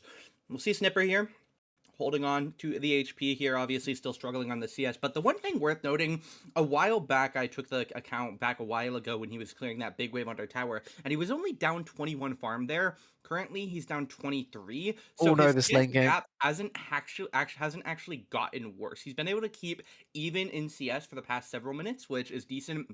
Not letting that CS gap compound into something much larger. Obviously, sure, it's going to fluctuate by 5 or 10 here or there as waves push in and out, but definitely doing a decent job on this Cassante, keeping it in the state that it is, not letting it get worse than it was. So, well played there to the Cassante there. Again, it's, as we've mentioned probably, I think, for the 5th time now, this lane is not fun. It's not great. He's going to lose a tower plate here. As here we go, bot lane, double ult comes out from the Seraphine dynamic. Arrow comes out, Hudok stunned up here, but nice damage coming out from Hudok here. Oh, Okuda might get blown up here. Really nice, as we'll see. Can Just they kill an this MVP. Quirky here? Has to flash away from the double Q, but will stay alive as Nico getting chased now. Doesn't have that W to work with. Sultan gonna jump in, bleeding, gets him, gets away with the invul. Panaboy gonna flash Sultan, trying to get the cyclone here. Once the dog puts him down, Bonk. as we'll see him probably not able to get onto the side of Pior, as Cassante trying to get the trades onto Garen here. Again, just staying stable, dynamic, getting stunned up here, as well as the Quirky officially trying to hold that respawn to get out of here. As we'll see Snipper just go back into hiding under tower. He's about to lose his next tower plate, but obviously it's bound to happen at some point. But what do you think about Hubris and Fury here? I personally feel like it wasn't the best option, but what do you think? I think from where that is, it's kind of Sultan knowing that he has to be there or thereabouts for everything. Otherwise, this game is just not going to work, right? But that's not what I was thinking about for all that play. What I was thinking is how insane Jestin just was in that 2 versus 2. The only reason Huddock is able to survive that play is because Jestin flashed in front of the Ashe, stand right in front of the volley, making sure he tanked up like nearly all of them, to the point where Huddock couldn't get hit, and that was literally the difference between him living or dying. It was that close in the bot 2v2. He wins it for his side, and he keeps his ADC alive. And now they have to push once more. They can look for a second Drake. As yeah, we'll see Pior here trying to hold on. Nico and him poking each other out here. Mana orbs come up. Nico going to get comboed a little bit there, taken down to just over half HP. But again, Gwen, while they can be explosive in the early game, especially against tank, are not really a early game character, right? Come 3 items, Nico is going to be absolutely melting people regardless of how quickly he gets there. As we'll see Baby here, Pure rather, trying to back away here. Panaboy comes in, but a massive needlework miss there by the side of Nico. Not going to get almost anything with that full ult cast. As we'll see him, Panaboy backing away. Sultan in the area could commit to this if they really wanted Danger, to. yeah. The ult, Nico trying to heal up. Going to see the severing bolt drop down. Sultan taken to about 2/3 HP, but not going to be anywhere near lethal. So he's happy to get the kill, get out here as he goes back to the camps here. It's honestly a decently even game right now. It's definitely still favored to Luggage. I think 2-0 drags, 3-0 grubs make up for the tiny gold disadvantage, which will likely be gone within moments, as we'll see Nico and Pure fighting it out again. But he Oh gets my into the god, he's W. gone. Nicely done there by Pure to step in to get in that W range, as they are going to be able to secure that extra kill here, a little bit more gold. So Pure definitely going to be the saving grace to try and counteract those objectives, but we'll have to wait and see exactly how it goes. Yeah, and now I'm really liking the Neferi with Hubris because they know they need to be the carry, and they're starting to become the carry, right? 19 stacks already on it, so you get 15 by default when you're a melee champ, 2 per takedown, and that last trade, I believe 90 seconds as well in Norms. I'm used to ARAM Hubris because when else do you build the item? But right now, Sultan, 19 extra AD if a fight comes his way. Shouldn't be able to find one, shouldn't be one given over to him, but it just takes one more kill, and suddenly he's got that much more strength. Basically, an extra longsword or 2 whenever the time comes. He's doing absolutely amazing right now in the jungle and looking to just snowball that lead even further. That's what this champion has to do, right? It's a very different style of Nocturne, where it's less about the CC of not being able to see anything and more about just to kill even more. And that's precisely what Sultan's going to be able to do now. He has that in his inventory. Yeah. What do you think about Cassante build? Full tank good here? You have to, right? I think just hang on.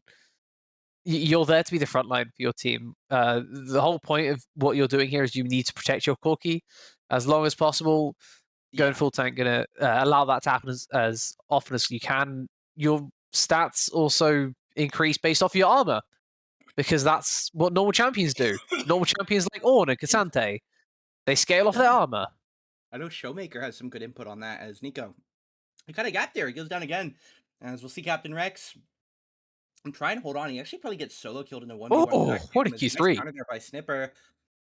Yeah, honestly, knowing Cassante, he could just kill them both here. We'll see if he actually does. Garen obviously has ultimate, so now he's really, really Yeah. careful, but he's going to try and back away. There's no Garen. The He goes spike from the for sky is a little bit scary. but he should be. No, he gets away here. I could have seen maybe a Q flash auto ult there from Garen. As Lacuna has to flash away from Mr. Doc there to escape the quirky barrage. We'll see Captain Rex here moving in. They're going to dive him. Poor guy. Q auto flash. There we go. There it is. That's exactly what we were waiting for. We know that combo's coming. Whoa! Panda Boy just used 92 dashes in a row, and he goes one And then for one died. for it. Yeah, I mean, unfortunately for him, this Hui is getting incredibly fed right now. Nico not having a fun time in mid, farming okay, but down about 30. Massive turn up right now for the Hui as just roam down to bot, get another kill, gifted over, walk back up towards mid if you want to try and catch that there, or you can just stick around where you are. You can kind of 1v2 right now up against this Corky Rail, as long as you don't let them engage all too easily. If you have your E up, you can walk forward as much as you want. Great start to the game in mid and in top, to be fair to Captain Rex, who has recovered emphatically from where we saw in game 2. Good job from both of them to start this one here off. Their solo laners need to be winning though, otherwise this comp falls apart, and it doesn't take much for this comp to come crumbling back down either. And yeah, we'll see Panda Boy now trying to back away here down into his wolves. Captain Rex here going to look to hold on as well as stuns coming out here. These two, they're just going to keep trading. Garen doesn't really have the damage anymore to just consistently get through this Cassante armor, so neither of them really going to be in a rush to do anything against each other. But we'll see back bot here, Nico against Pior. Going to be obviously a bit of a different stability level here than last game. Is obviously Pior this time a much more stable position than Nico. But again, we've seen, I mentioned earlier, Gwens have done really poorly in the early game. I've seen tier 4 Gwens do poorly in the early game and then still be an absolute terrorist later in the game. So definitely going to have a chance to try and get back into it. Seraphino going to get extended a little bit, but not too long here. Ult comes down. Wukong in danger, but able to get away. This is a huge commit. Double pull from Pior, and that will secure the double kill as they get executed out. One for Hui, one for Garen. Ultimate as Hudok Justin back in the mid lane here. And while the objectives definitely favor the side of Luggage, if they can't get this dragon and keep that train going, it is definitely going to look a little bit rough here. And with Herald crashing mid, definitely feels like he actually got in it. Difficult. Hui could just get jumped on here. We'll see if they turn. No, they're diving the backline here instead of focusing on that Hui who's guaranteed to come out of Herald. The ADCs get traded here. Nico going to try and back. It's 3v5. He's going to work with this Gwen, but he doesn't have the stats he needs right now. Justin has to run away as well. He'll be able to live at least. No, they have to flash now, as we'll see. Again, really rough. Yeah, and they're walking up in a 3v5 situation, right? They kind of assume, from Luggage side of things, the real Turbinators are just going to the Drake. And I understand in some regard, like, maybe in a different world they should, but in this world, if you're going to walk up in what can be a 3 versus 5, then you're going to get punished. I mean, Captain Rex stays on the top side, he gets himself the tier 2 instead, but the fight was just never there. The range advantage so in the real Terminator's favor. As soon as that Corky goes, your range is so much less, right? You're basically all melee for the rest of the fight. That's the issue when you have a Gwen as one of your main carries. It's so feast or famine. And unfortunately, this game, Nico, I mean, he's fasting more than most people do in Ramadan. Nope. Not touching that. Not touching that one. That's me actively taking a small bite of food. He's fasting a lot more than Colonel is right now. I'll tell you that. A lot more than me. That's. I took a half a bite of a Dorito there. Had to refuel for the moment, and then you talk about fasting. I said, can't be me. Couldn't be me. I'd never fast. I've never played Senna once in my life. As we'll wait and see. This might work. Question. Does Pior just 1v9 hard carry this game at this point? Or do you think Luggage maybe have a way back into it? Obviously, there's still some things they can do, but they're down 6K. Arrow's going to stall Snipper. Captain Rex and Sultan. That's enough. I think they probably can get out. Sultan has the info. Easily. Captain Rex is tanking for him, but... Oh, there we go. I was going to say the 5v2 dive doesn't look great, but then Dynamic and Lacuna shoe up over the wall in time. But look at bot lane! Look at bot lane! Oh my god! Hui's ending the game, bro. Yeah, I mean, this is the thing with plays like this. It feels almost desperate, right? You go looking for the play on the sideline. Looks like it might work, but they don't commit to the top side. Instead, it's going to be Justin making sure that the Garen can't just run through the river, which would have been somewhat embarrassing. Has to cut off that escape route, but it doesn't have to be him to cut off that escape route. Right? Someone has to, but it shouldn't be the Rel who's first on the scene, first with the CC. Instead, it should be like kind of second or third person there to make sure that isn't the escape route. As long as it's not Huddock alone on the Corki, you can kind of just go full send around the far side with the Rel. That's your CC, that's your engage. It took too long to get them there after that because they couldn't block off that top side escape route. He walks straight through where Snipper was, slows him down with Strikebreaker, and just gets himself to a point of relative safety. Sultan tanks a pretty rough trade, but ends up being absolutely fine. And now, I mean, look at what's happening to Snipper on this top side, right? Down 2 levels. Captain Rex does not give a singular percentage of a damn. He's going to get ganked once more, but Nico's getting absolutely eaten alive, flashing away, and there's no way he can just hang on in the bot wave right now. His side lane is getting absolutely eaten, and Sultan just got a solo kill. I mean, technically, there was a Hwei there, but that's a technicality at best. And you sent 4 people top. Yeah. Speaking of being here, I do have to think Calvin Rex, unfortunately, not here. They're in the top lane, as we'll see a callback there. As Lakuna's getting chased on. Sultan doing his best he can to help him. Seraphine comes down. They're doing everything they can to get Lakuna out here. And oh, look at Pior comes in from behind. Oh, Justin, that's gonna bring the death as he gets down the Ash Udok as well. Oh, Gets tagged over the wall. Wow. Nice find there. Look at Wukong spamming it there in the chat. Here, clicking everything they can think of there. But unfortunately, knowledge is not going to save this game state now. 8k gold in favor of this red side, and they're up 6 kills. They have a dragon now. They're looking at the second one in about 90 seconds. I really just don't see what's going on here. At this point, Neferi's popping off. The Hubris starting to stack up as well. Was a little bit scared of it earlier, but obviously, when you're involved in so many fights, like you mentioned, they have to be everywhere to be successful. So Sultan forcing those stacks at so many turns here, 8 of the 15 KP here. As we'll see Nico take a recall here, trying to finish up this second item, but has definitely fallen behind the curve in this one here. So in a game that really he needed to carry to have a good chance of winning it, unfortunately, the mute deafens, maybe even just the simple process of not winning lane definitely doesn't I think help the champions, the matchup. Yeah. Like it's confounding. The Gwen B1, it looked nice on paper, especially when you have a guy called Snipper.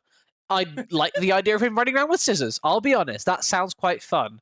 But then you move it down to mid, and suddenly it's one of your 2 main carries. Your range just does not exist, right? This is the issue we talked about before. But you're up against Hwei. You're up against Ashe. How are you going to get into Gwen's effective range? Like, it doesn't seem possible. And right now, Nico has just been like completely spaced out of the whole game.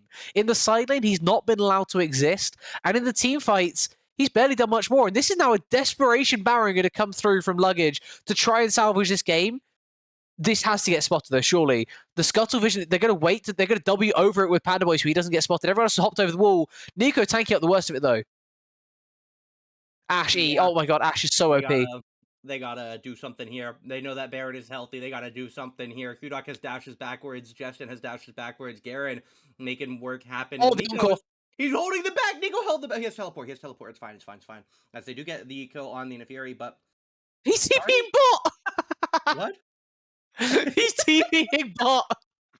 There's blood going. Oh, Captain Rex is BMing the emote spam. Do you see the emote spam from Captain Rex before diving him? Oh my god. Well played, Dance. Captain Rex. Dance, Penguin, dance. You know what? He was 1-6 last game. This is one of the best turnarounds I have seen in 2 back-to-back games. He had genuinely probably the worst game of SDC I've seen this season. It was really rough. Not even 100% I think he ended 1-10 things against him, but he had a really rough game. And then obviously at the end, like some of those Olaf ults, or rather lack of Olaf ults, were really painful to watch. As Captain Rex, always because he make it in time, is he quick enough? Blast cone, go, Garen. Does Captain Rex, the 10-point tier 4, threaten the 43-point most valuable player in SDC history with an asterisk called my knowledge space, but able to force him off here, gets the dragon, 19 kills to 10, now a 9k gold lead. Objectives are basically evened out, and we are good to go here again, basically back to everything being even for this side. As Is it losable at this point? Aside from forfeiting, power outages, or dying IRL, what can stop this game win? Um, Corki is still scary. That's something I will say. Huddock, while he hasn't had much protection in these fights so far, if he gets some, he does have 3 items already, looking to go towards a 4th. Still in a very playable position. If he gets that Hui shutdown, we got a game back on our hands. It doesn't take much for Huddock to really come back to life. And if Nico can find picks like this, because Dynamic's walking way too far by himself, by the way, what is going on here? It's at least just the Seraphine, but Garen TP's in here. And we'll see what he can get going here. Captain Rex has been the MVP of the game for me so far. What are we doing? In to win here. He's going in. There goes the Gorky. As Garen takes him down. Panda Boy trying to fight back in. Lacuna, though, in a bit of danger here. Yeah, I'm going to say it's playable. As Captain Rex does go down here. Snipper, I hope he doesn't win that, because that would have been a real Cassante moment at 1 HP against the full HP 9 kill Pior. As mid tower goes down here, Captain Rex, he's healing a lot. Why? Is this just how broken Garen passive is? Oh my god, he's going in! Oh my god, he can go in here. Captain Rex. Oh my god. Well played, Garen here. Captain Rex, the 10-point player, dives in to the 43-point Nico, combined with who else was there? Who else was there with Nico? Justin and Panda. That is 60, 70, 82, 85 versus 10, and the 10 walks away with a double kill in his life. Yeah, but like, it was actually a really good fight for Luggage, even through that, right? I mean, Huddock got instantly deleted, and that is an issue when you have a Garen that's this far ahead. He will do that to your backline, and it's so difficult to peel him off, especially when the rest of your team has just gone full send in the other direction. But that's why you have 2 carries, right? If your Corki ends up dying, at least you can hope the rest of your team is able to pull through. And this time around, it's just go full send. Nico, with the rest of his team, is able to play at that close range on the Gwen as you'd expect. And then because he finally got into his effective range, he's able to do quite a lot in that fight. But that all comes off the back of catching someone completely out where they should not be. That Seraphine just is not allowed to be there. The ults are then a bit more panicked, a bit less thought through, and a bit less effective as a result, and that's why that fight looked fine. A default fight here, a normal fight with maybe an Ash Flash not being used because Rel turned up, and we can start talking about Turbanato being back on top. But I mean, now that you got the Ash Flash because Rel existed for half a second, maybe we can talk once more. And 4v foil mid is quite dangerous. Yeah, it will be Pior getting held on here for a moment. Seraphine going to come down. Sultan? With you. Sultan gets hit off the backside as it will be there for the moment. Trying to hold on. Garen split pushing bot lane. The hero of the team. Not quite in this fight, but it's not going to matter as Lacuna peels away. The dog will grab on to Rel here. See if they can get the Ferromancer down. As Cassante, who just abandoned our ADC to the Cassante. Look at Captain Rex. Oh my god, who cares about the Cassante fight? They're going down, sure, but look at Captain Rex here. He's going in on the base here. I always love giving credit to the low point players when they have these nice games. He does go for a very aggressive fight there, but you know what? Sometimes there's some respect and limit testing is what that was. As we'll see, you call it limit testing? Here. I call it potentially throwing a one game. Yeah, that definitely. If he just pushes the Nexus, now, as they actually just win there. Does mid-tier 3 doesn't even fall here. As we'll see Sultan. Okay, he's just going back for more Q pokes, but we'll wait and see here. The game does slow back down a little bit. Dragon in under a minute. Baron in about 90 seconds. No flash Hui, no flash Ash. Very playable fights coming out for Luggage, right? This Drake, only the 3rd Drake for either side. This is an achievable team fight once more. Unfortunately, again, Huddock has been just completely run over. The Neferi and the Aaron can both just kill him whenever they want to. He needs uptime in these fights. He needs some way of getting these disgustingly aggressive champions off of him. It has to come down to Justin, who, in his own right, I understand it as the Rel. Like, he wants to be engaging, but sometimes the best form of engage is when you're actually peeling away the enemies from your ADC. I think they're going to need that type of sustained damage, and I'm not sure if Nico's going to be enough, especially when he's no TP and split pushing in the top lane, Drake spawning. They're not even going to contest. That makes sense. I like this more. I don't like the Captain Rex just did that, though. Captain Rex is kind of balling here. He's going to 1v2 them. Maybe. Whee! Wow. He gets it. Hudok is here as well. We'll see if they can get the kill at least on Garen, but well played by Rex, right? I mean, again, makes the right play there, even if it's simple, even if he's playing a non-complicated character. He has to make the play here against some fantastic players. He goes for 3! He's gonna 1v4! Oh my god! Oh my god, the Ash arrow helps him out a little bit, obviously, but Captain Rex 1v4s as a 10-point player reigns supreme. I don't care if on paper Pior's impact is more valuable. He shut down Nico. He carried the mid game. That is a Captain Rex MVP for game 3 of the playoffs. And if you disagree, you can close the stream, which you can realistically do anything anyway because we're done for the day. But wow, what a game for Captain Rex there. 10 points. Obviously, well done to the other players, right? Botlane held their own. Sultan held his own. Pior did great. Held down the side of Nico. Obviously, well done to everybody there as they get that 2-1 lead at the end of day 1. But 13-2-1 on the Garen here. What a showing for the tier 4. A massive game for Captain Rex. He shows up when his team needs him to, and that is one hell of a way to end off day 1. Bear in mind, Real Turbinators were not favored entering this game in particular, right? In terms of the series, absolutely, but they were down 32 points going into this game. They used a ton of perks to get this game over the line. Both Mute Deafens now out the window, the Steel Band and the 2+1 additional, but they still have so many more. And it feels like they're so incredibly well used to get this type of a victory over the line. I'm surprised they managed to get it, but this is huge. That is an upset. That is an upset in SDC terms. Like, that is not a game you should lose for Luggage. But, I mean, again, it's a really good game. And by the end of the series, I wouldn't be surprised if we're left saying Game 3 was the real turning point in the series. You're down over 30 points and you get the win. And in a series like this, this could be the game that makes it from a 4-3 win for the side of Luggage to, like 4-1 now, 4-2 now for the side of the Turbinators. So, obviously, we'll have to wait and see how tomorrow goes, but I think that will be it for us today. Thank you, everybody, for joining the SDC Season 23. One more day in the books before we can call it closed for the season, as we wait to see who will be given the crown for the season between our 1 and 8 seeds heading into playoffs. But for everybody joining us today, thank you very much. We'll be sure to see you again tomorrow for the conclusion to Season 23. Thank you all for joining today. We'll see you again tomorrow.